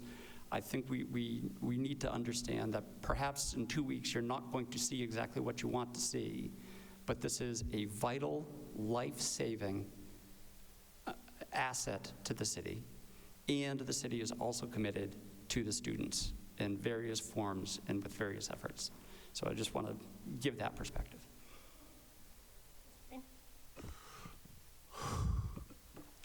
So, respectfully, what I just heard, and I want to be clear, it was the first time I've really heard real emotion behind the city's understanding of the failure it did in regards to the Winter Hill community. So I want to acknowledge that, first of all. And I want to acknowledge that what I've heard you're saying, to be blunt, is your job. You've committed to doing your job. And there's only so much credit I can give you for that. Now, I can hear that it takes a long time for the city to develop a continuity of service plan. I can hear that. That seems reasonable. I want you to do a good job, not a job on compliance basis. And the time to say that was a year ago, or 9 months ago, or 6 months ago. The time to start was a year ago, or 9 months ago, or 6 months ago. The fact that you didn't say that a year ago when we were discussing this resolution, the fact that you didn't start a year ago, to Mr. Patone's point, speaks to a lack of respect for this body. This is going to be a theme I'm going to be coming to a lot this year, because what we're not going to do as we start a new school year is the city is not going to continue its tendency to blame us for it's not getting its job done. Congratulations, you got the MOU today. You knew you wanted an emergency plan a year ago. That's on you guys. And you're not going to blame my superintendent and my staff for that not happening. I appreciate that you're working with the staff on doing your job, making sure our schools work. That doesn't eliminate your responsibility to keep your end of a bargain. And I'm not blaming any individual. I understand that you all come in, you all follow orders, but this is an administration failure. And it's an administration insult to ask us to not care. We are thrilled. We were thrilled a year ago to do things that save lives. We are not thrilled to have the city once again not live up to its obligations in this bar. It's not of a deal.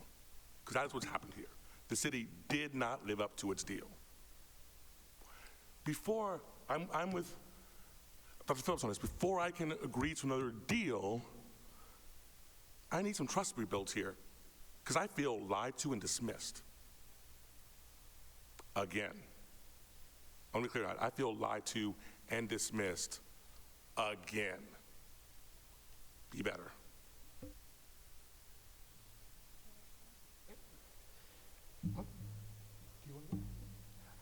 So thank you for the comments, and I appreciate, again, I understand your frustration, I really do. There's no reason you guys know to the level of which I appreciate the frustration, but I do. So at this point, I just want to reiterate, I was not party to that original agreement, and I'm here now, and I am party to whatever agreement we have now. As far as, I'm a party to it, I was employed here, but I mean, I was just starting to get onboarded. So I'm ready, to move forward and get this work done either way. So understand that this work is going to get done regardless, because it needs to get done. It's important to me as much as it's important to you. But I think that it's also important to remember that these people are depending on us to not be out in the cold. And the best I can do right now is explain what I've explained already, and I won't continue using up the time just repeating myself, but that we are ready to go, and we will get this plan done with the collaboration of everyone involved, so that's the best plan it could be, and it makes the most difference if it needs to be implemented in the future. So I understand your frustration, I hear it, and from my perspective alone, I mean no disrespect to this body.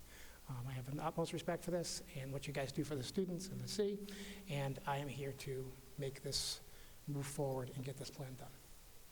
Mr. Richo? Thank you, Chair, through you. Director Fisher, I just want to be clear, I'm not holding you personally or professionally responsible for what happened a year ago. As you said, you were onboarding. I think, as my colleague, Mr. Green, pointed out, I think there's, we need to rebuild some trust here between our organizations. And You know, one thing I hope we're going to be talking about, we haven't set the agenda yet for the School Building Facilities and Maintenance Subcommittee in just about 2 weeks, is the plan for displaced students in this current school year, the 25-26 school year. I understand there is no plan as we speak today. It's something that was put in as an order last spring.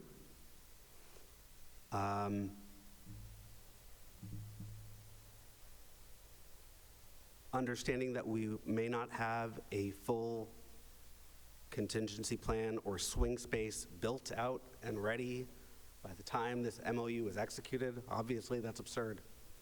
But a plan is not the concerted will of every department in the city. It is not goodwill. Plan is a specific set of procedures that we have in place, right? It is foresight, and in the event that something terrible happens at one of our buildings, which despite and in spite of the incredible efforts of your leadership and the hard work of all of your staff, it may still happen. As I'm sure as Director of Emergency Management, yes, that, you know, despite the best efforts, these things may and will happen. So it is incumbent upon us, and we would not be doing our job if we did not insist that we have a plan and not just a promise. So I would expect that if it's not you, whoever's at that meeting in a couple weeks comes with a lot more than goodwill. Because we're at a place where we need to rebuild trust, and we're going to need, you know, the blood, sweat, and tears to get us there. And it's not just going to be goodwill, which I think we all have with one another. Thanks. Thank you through the chair for your comments. I appreciate that. And I heard everything you said. I want to make sure that when we deliver something, it's going to be functional and it's going to meet the needs of the students. So, again, it does take time. One of the things I think in some of the memos back and forth we had talked about was, and I used it as, you know, the wording I used when I first started talking was, we would be getting a framework to you. So what I mean by that is, think of it like a strategic plan, where we are now and the benchmarks to get us to the completed plan. That's something we can turn around. I'm not comfortable giving a timeline right now, but that's something we can turn around a lot quicker. And I think that might assist with some trust in the fact that it would show you the benchmarks for the process and what's expected of the process. And that's something we would do anyways as part of the process. Dr. Ackley? Thank you. Through the chair, I appreciate everything my colleagues have said. I just want to be very clear. I have a family member who needed to stay at the warming center last winter, found it, you know, echoed everything that you said about it. And so it hits me hard and personally, and I want to elevate the value. That said, your colleague mentioned that, you know, the city's committed to doing whatever it can should one of our buildings fail, and Mr. Raish noted, and we do appreciate how proactive they've been to try and maintain our buildings, so something like what happened at the Winter Hill building does not happen again. You know, that said,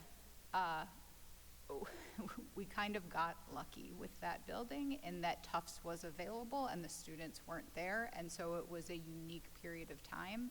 And so I just want to say, for practical purposes, like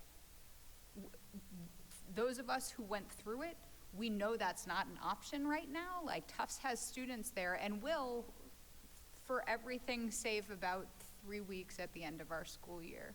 So I think, for us, it's our own salve in like truly wanting to do right, truly wanting to support you, but also understanding what our responsibilities are as the school committee members to our students, which I know my colleagues have echoed. But, remembering what did bail us out last time and fully knowing that that's not an option right now is, I will say for me, one of the urgent reasons that it's like very hard to kind of get beyond this without like knowing, because, to be blunt, I'm worried that we're screwed, and I would like some evidence that we're not. Through the chair, thank you for your comments and sharing the story. Again, and for the reasons you said, how important the warming center is, and I believe everyone in the room shares that sentiment. That's very clear. We're going to be doing this regardless as far as getting this plan going. Again, it's important. It's a huge piece. And where I started out with this conversation is that we start out with a all hazards approach to emergency management. In other words, we create a structure to handle everything, meaning form a collaborative team, work together, plan all that stuff. That's where this whole process started. I'm starting from square one. And then we start working on specific issues, like what if we have a tornado? What if we have a hurricane? Like the specific stuff.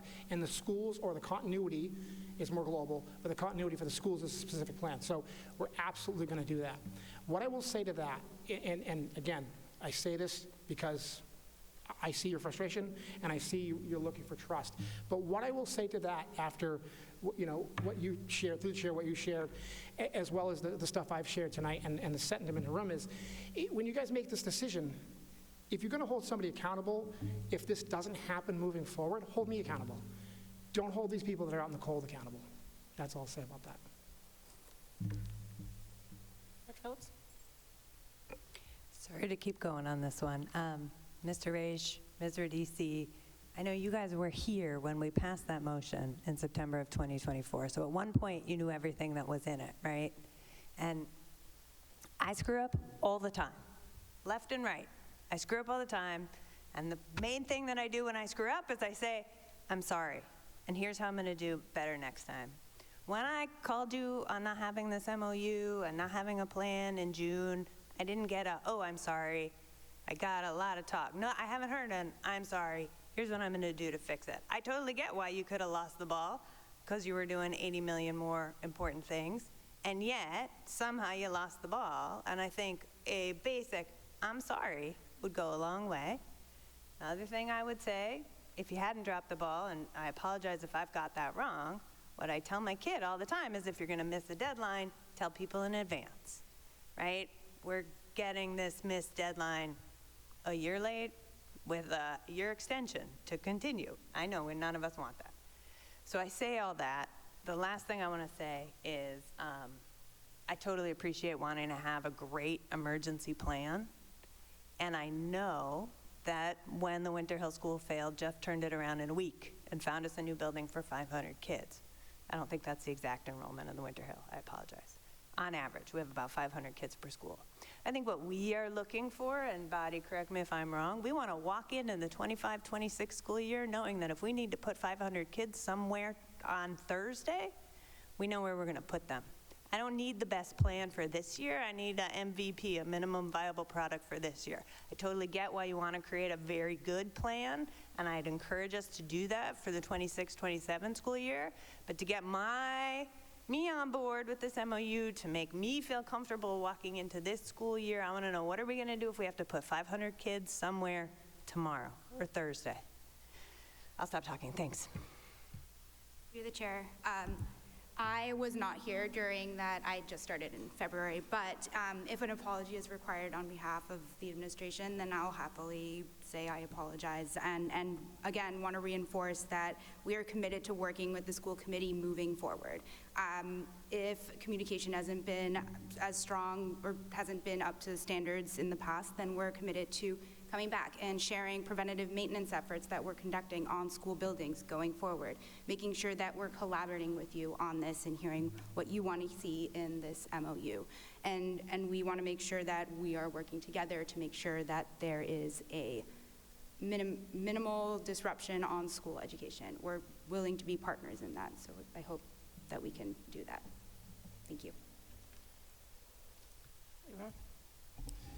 Thank you, Chair. Can I ask to you, through you, what is being asked of us today?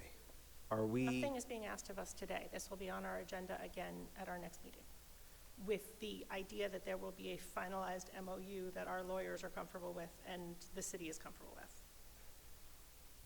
Thank you.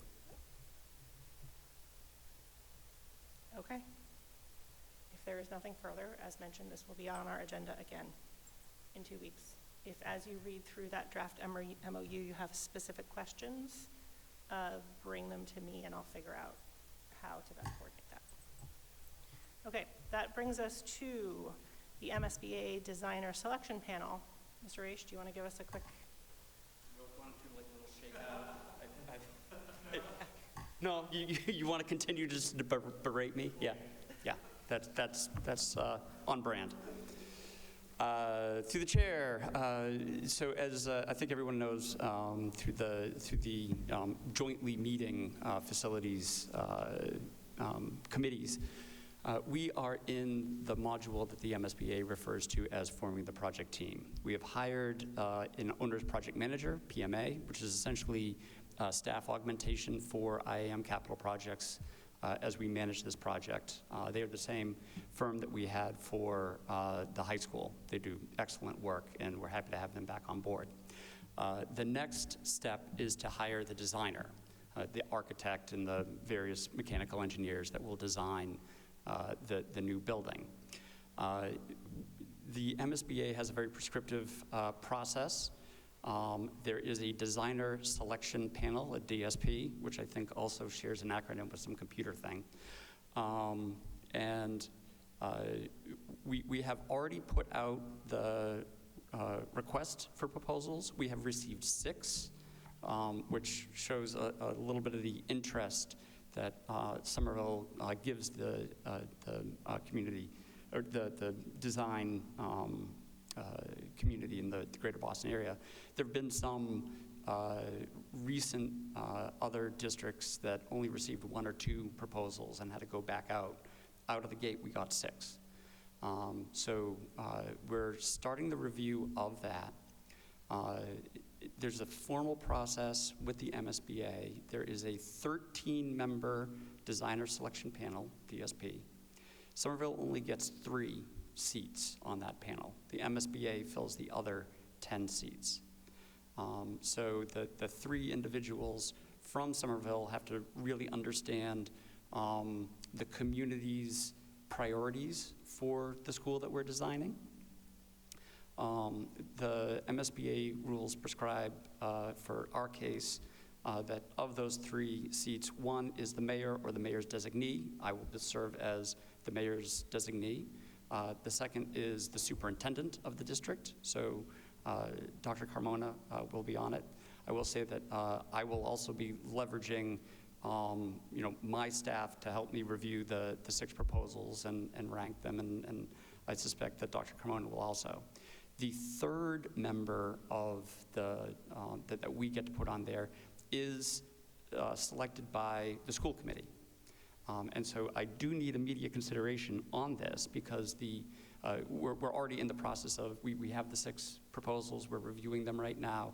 The first meeting with the MSBA and the other 10 members that they put on there is on September 9th.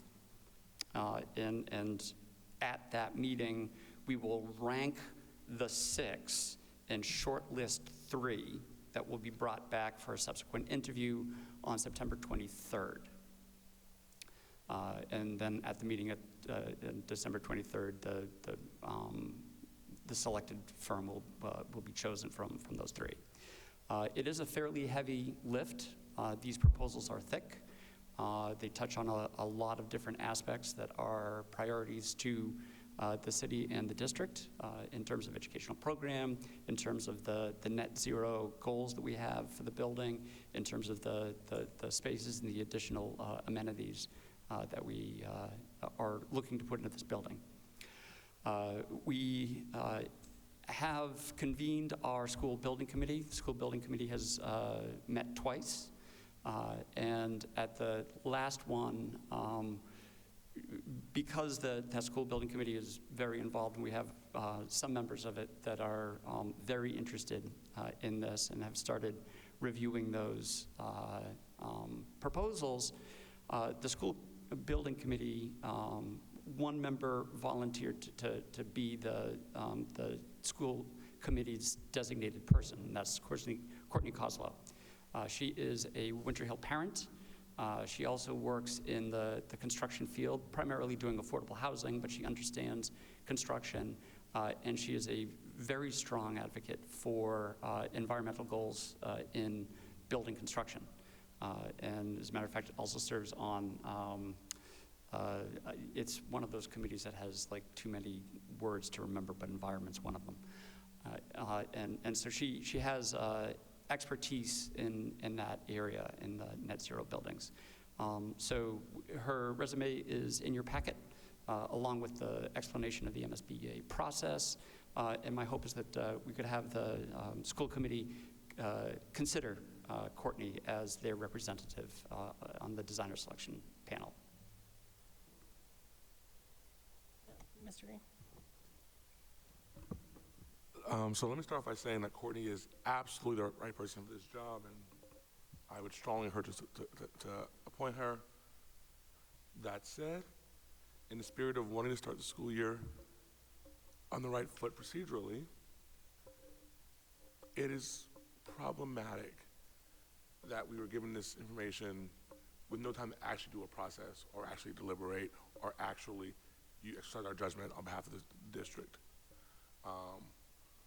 I'm going to stringently request that your team look at the timeline over the next several years minimum and give this body a memo pointing out when our input and our approval is needed of things, so that we are not in a situation where for some reason Courtney was not the right person. We didn't have a chance to think it through, deliberate, and actually exercise our judgment. I'm hoping that we can start this new year with a new spirit of respect towards this body being an actual co-equal part of government and act accordingly. Through the chair, I will absolutely commit to that. I would also like to point out that it was out of no disrespect for this body. We are, as we have stated repeatedly, moving through the MSBA process as quickly as we can. And these dates for the designer selection panel meetings did not become available to us until after the body went into recess for the summer. Mr. Green and then Mr. Return. So I respect that, I understand that, and that's what I'm asking. Even if you don't know when exactly you will need a decision by, if we know that the rough list and checklist of places where you want decision points, we can work to be proactive. Like, even if we didn't know you were going to have a meeting, you knew this committee was the next step and was going to happen at some point in relatively short notice. We could have been discussing it before the break. Mr. Return. Thank you, Chair. Through you. Just a point of clarification. I do not see Ms. Koslow's CV in our... My apologies. I emailed it to you. I'll make sure that Ms. Garcia puts it in the packet. Oh, thank you. Excellent. I will take a look. That said, when I first heard that we would need to appoint a representative with deep knowledge of construction to review architectural proposals, my first thought was Courtney Koslow, who, as you mentioned, is serving on the school building committee, is a Winter Hill parent, and is deeply committed in our community on a range of topics. When I heard that she had put her name forward, everything snapped into place for me. I will happily support her with or without a careful review of her CV, because I know that she would be a boon to this, and represent our interests. Ms. Patone?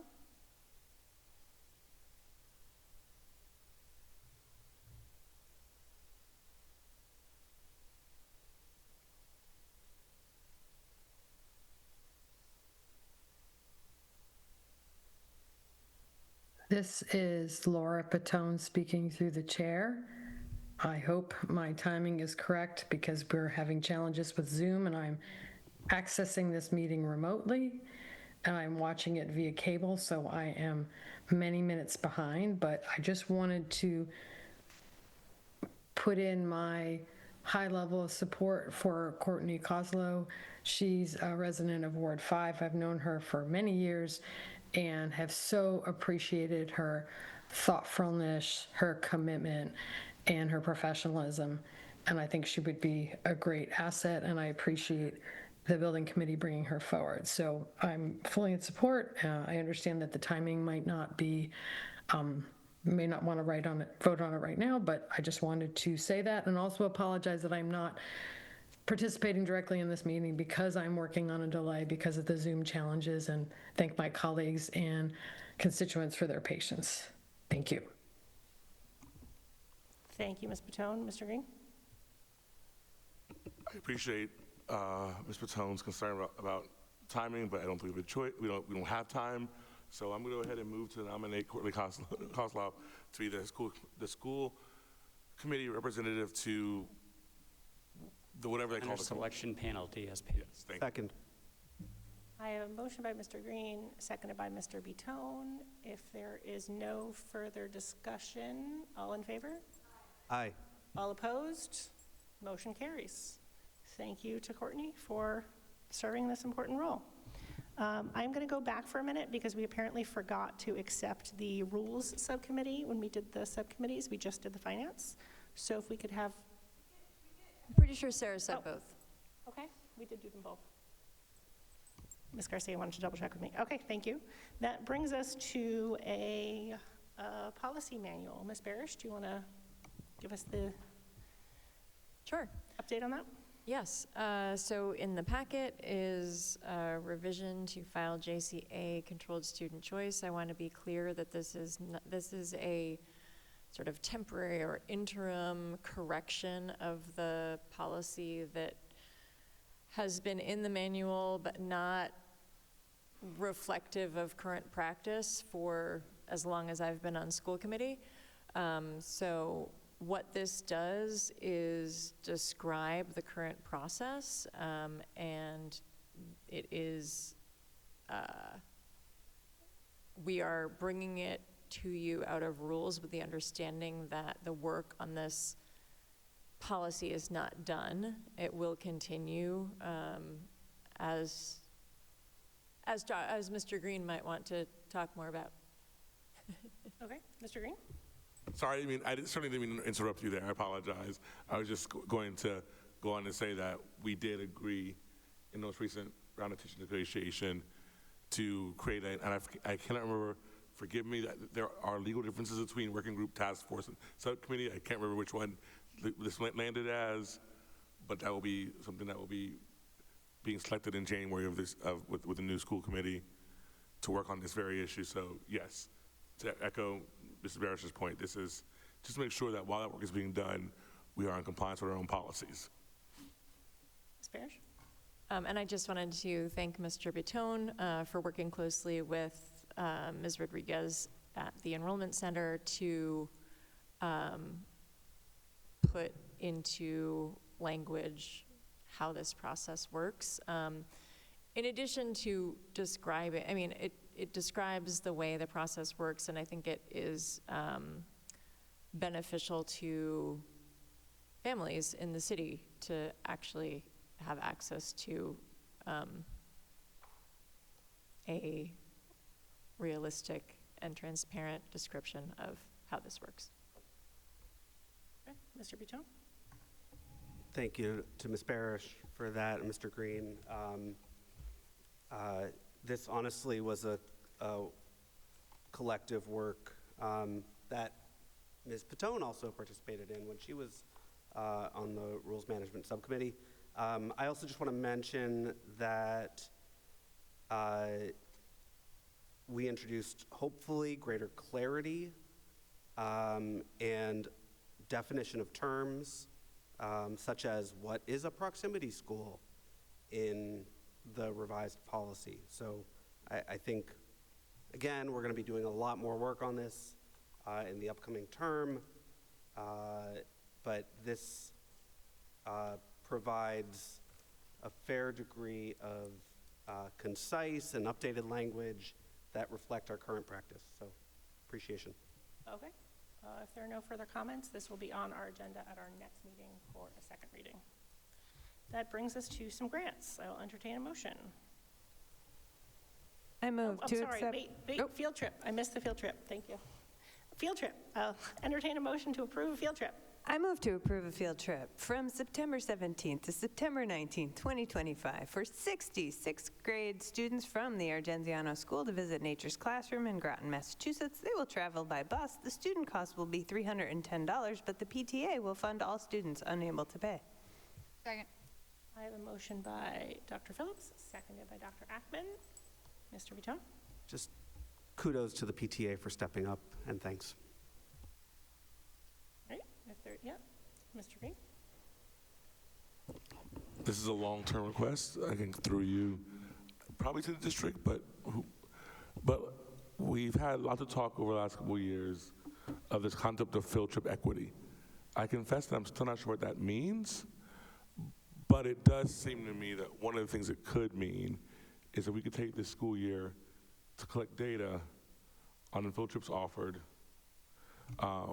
their cost, and how the costs were covered. Just so we can at least begin to understand what we're trying to talk about, even if I don't know the definition of what the goal is yet. Thank you, Councilor Green.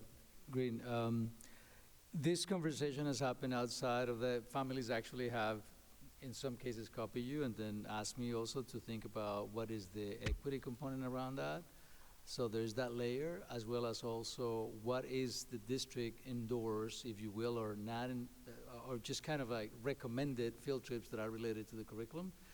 There is some work at this moment in terms of making sure that both the alignment of the field trips as well as the funding is looked into in a more comprehensive way. So I know that Dr. Jessica Boston Davis is working with her department about identifying what are possible field trips that we recommend as not that we will be paid for them, but we will have to find a mechanism to do that. Or a mechanism to discuss what are some of the ways in which funding has to be reflective on the needs of the students. But we are embarking on that process is through the lens of instruction, and I know that there was a question at some point as to what are some of the instructional components on some field trips. So we are working on that. I don't know if we have any updates on the process.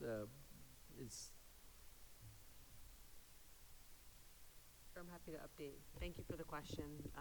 Point received, and yes, so we have, and I'm looking at my colleague, Gigi Silvera, who's here, who's really helped.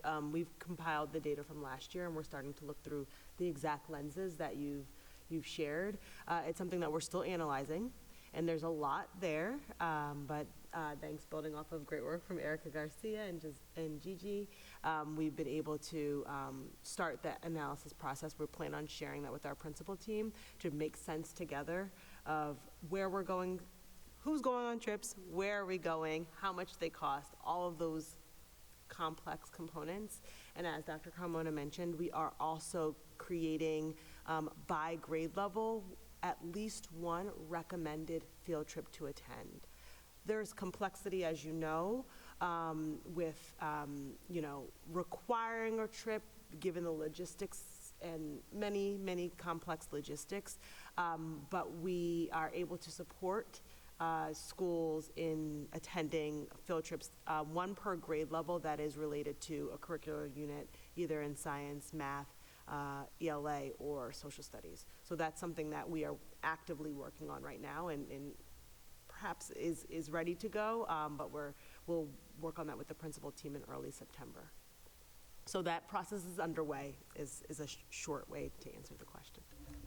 And just to remind anyone watching at home, we only have to approve field trips when they are overnight or out of state. So there's lots of field trips that are happening in the district. They don't necessarily come to us. So it would also be helpful at some point for us to get a sense of sort of everything that's happening. And so we truly understand when we hear from a parent that this school doesn't go on any field trips, is that really true? How true is that? Would be helpful. Mr. Green? I just want to thank Dr. Austin Davis and to reiterate that I don't think any of us know what good looks like yet, but having the data to play with may help us figure out the right questions to ask. So thank you. Okay, if there is nothing further, we have a field trip. All in favor? All opposed? Motion carries. Now that brings us to an acceptance of some grants. I will entertain a motion.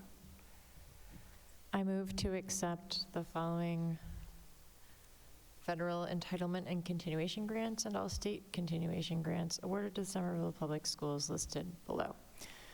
Private grants from BU Consortium, an SFLC grant in the amount of $3,500, and a UNIDOS grant in the amount of $5,639.50, a Nellie Mae grant, Navigating Now, District Support for College and Career Readiness for $100,000, Harvard Mentor Program, district-wide grant for $6,000, a Barr Foundation grant, Strengthening School Leadership, Driving Instructional Improvement for $200,000. And the state grants, Coordinated Family Community Engagement, SFLC grant for $371,477, Commonwealth School Health district-wide grant for $85,500, Partnership for Reading Success Massachusetts, PRISM grant for $338,000, a High Equivalency Test Centers Scale grant for $11,268, Mass Higher Metro North Scale grant, $33,500, Commonwealth Preschool grant for early childhood programming for $1 million, Computer Science Engage grant, district-wide for $23,500, a revolving grant for Friends of Scale, $43,720.15, and a federal grant, secondary and post-secondary program improvement and equipment for CTE in the amount of $5,000. Second. I have a motion by Ms. Barish, seconded by Dr. Ackman. I have Dr. Ackman and then Mr. Green. Thank you. Through the chair, amazing. Thank you. What I will say is one of my largest fears when Superintendent Skipper left was that her passion for, finding grant funds to support the amazing work would not be upheld. I am just so thrilled to have that be unfounded. So I just, kudos is an understatement, and just want to share deep appreciation for going after these funds to help our students. Mr. Green? Echoing Dr. Ackman's thanks and appreciation. And again, in the spirit of building good foundations, this is $2.1 million in what it's going to be. I think we all expect to be a tight couple of budgets. It is super helpful to our planning if we can get some detail as to how that money is going to get spent, not necessarily now, but at a future finance subcommittee meeting. And in general, if we can work with our interim CFO to develop systems to make grant spending transparent in a way that historically not been for us as a district, that'd be fantastic. And again, $2.1 million is $2.1 million, and it is extraordinary, so thank you. And also related to that, I think it would be helpful to understand if these grants, obviously one never knows, but if we think these grants are a one-off, or if we think there's something that may continue year over year without having a crystal ball, obviously. Dr. Phillips. Thanks, through you, Chair. Bobby and I just talked about making finance meetings more, making a all funds budget pop more at our finance committee meeting, so I would expect more on grants. Could I get a 30-second blurb on what is our Nellie Mae grant all about? What's our Barr Foundation grant all about? Absolutely. Through the chair. Absolutely, and I will have more details in the academic update at the next meeting. So the Nellie Mae grant, Navigating Now, that was a district support grant. So they reached out to Somerville and said, we have a grant for up to $100,000 to support districts during this tough time. Is there any area that you think you could use some support in? And at the same time, our College and Career Readiness Department experienced a cut from the Boston University College Corps program, who were our college, they were part-time college advisors that helped, and I may be slightly messing the name up. I will have the formal name in front of me on September 8th. But they were, we had 3 or 4 counselors through our partnership with BU, and because of their funding cuts, we lost all except for 1 part-time. So, at the same kind of recognizing, the director of that department, Melanie Kessler, just shared that with me, and we had this opportunity to apply for a grant. We worked together to secure funding that will help with things like the college counseling, like college tours. So some of the things that we received from that program, we were able to write into the grant with a specific focus on first-generation students and students who are underrepresented in higher ed. So that's a high level. We can have more detail, including, if you're curious, although this may come through finance, the budget breakdown.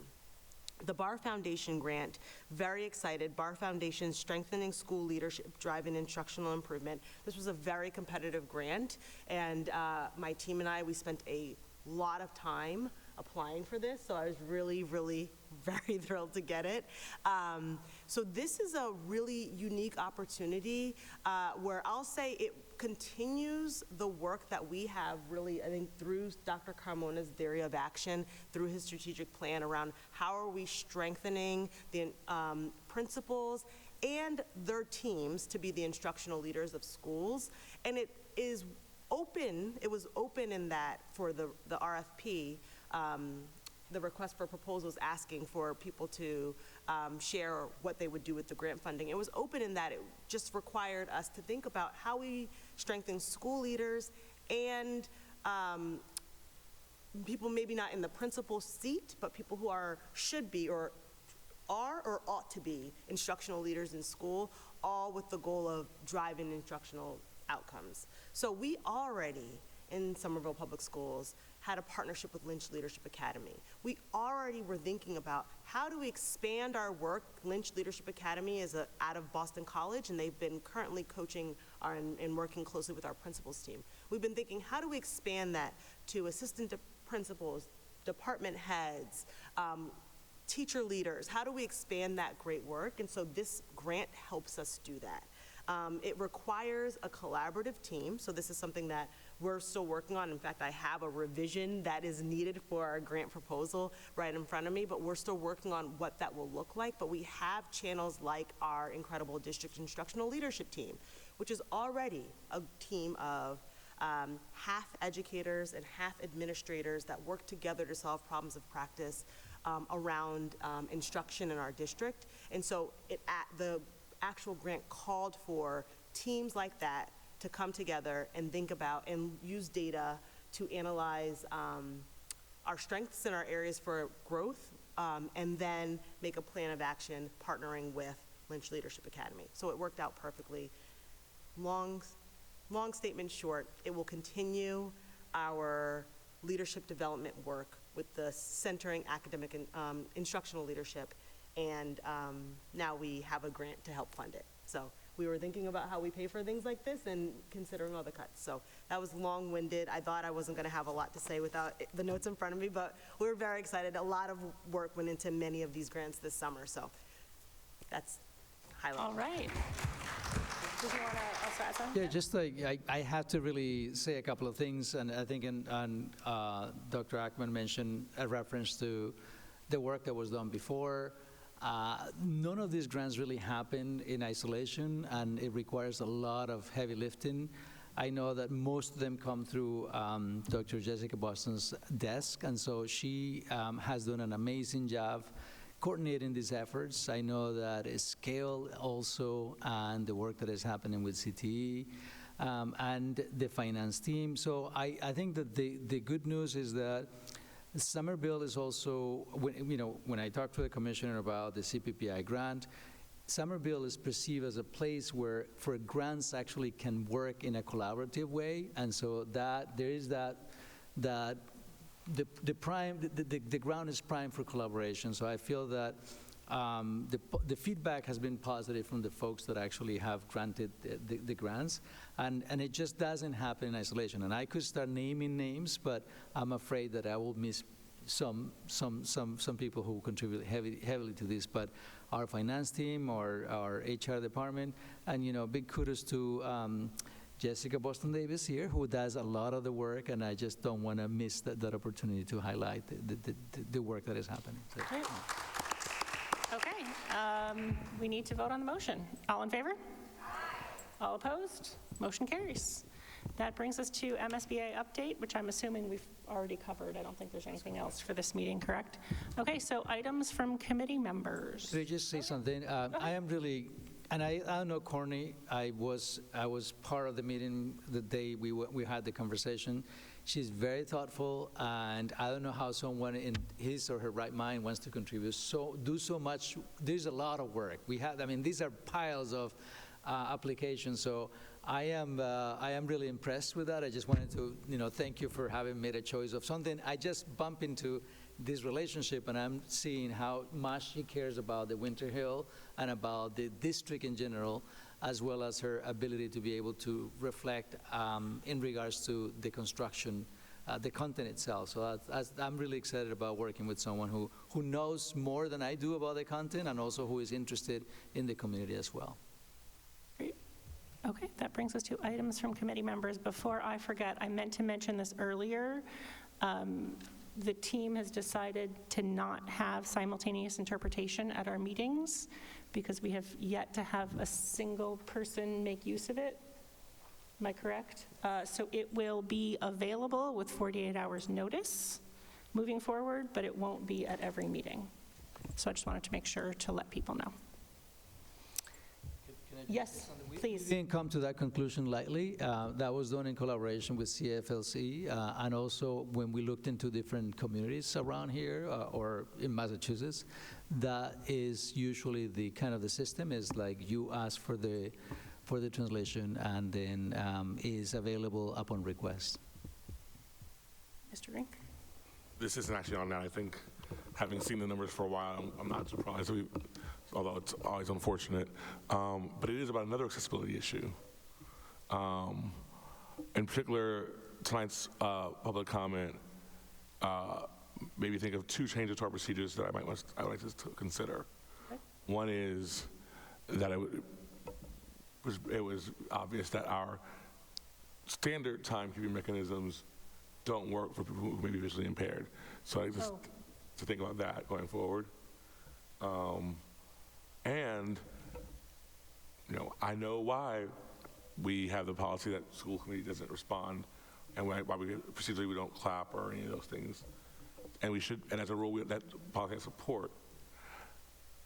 I do wonder if we can make an exception for when students speak to us. Because regardless of content, it takes a lot of courage for a student to come before this body and share their thoughts. And if we could consider making a norm that we applaud for every student who does public comment, I think that would be something we should consider as a way of perhaps further encouraging and supporting student civic engagement. I recognize I've not thought that through, so I'm not saying we should necessarily bring it forward for a vote, but perhaps that's something that if Rules Committee ever gets a moment to breathe, they could think through. Okay, something to think about. Are there other items from committee members? Seeing none, I believe we have condolences this evening, Dr. Phillips. We do. The school committee extends its deepest condolences to the family of Thomas Galagani, retired Somerville High School headmaster, Claudia Isa Wernick da Cruz, sister of ESL specialist, Bridget Moran Travers, retired paraprofessional at Michael E. Capuano Early Childhood Center, Ramona Katisuka Santiago, sister of Manuel Manny Santiago, technology specialist at ESCS and Capuano School, and Catherine Santiago, former executive assistant to the superintendent of chief of staff, daughter of Roxana Reyes, former paraprofessional at the Michael E. Capuano School. And finally, Angelina and Angela Grassi, grandmother of John Breslin, director of technology.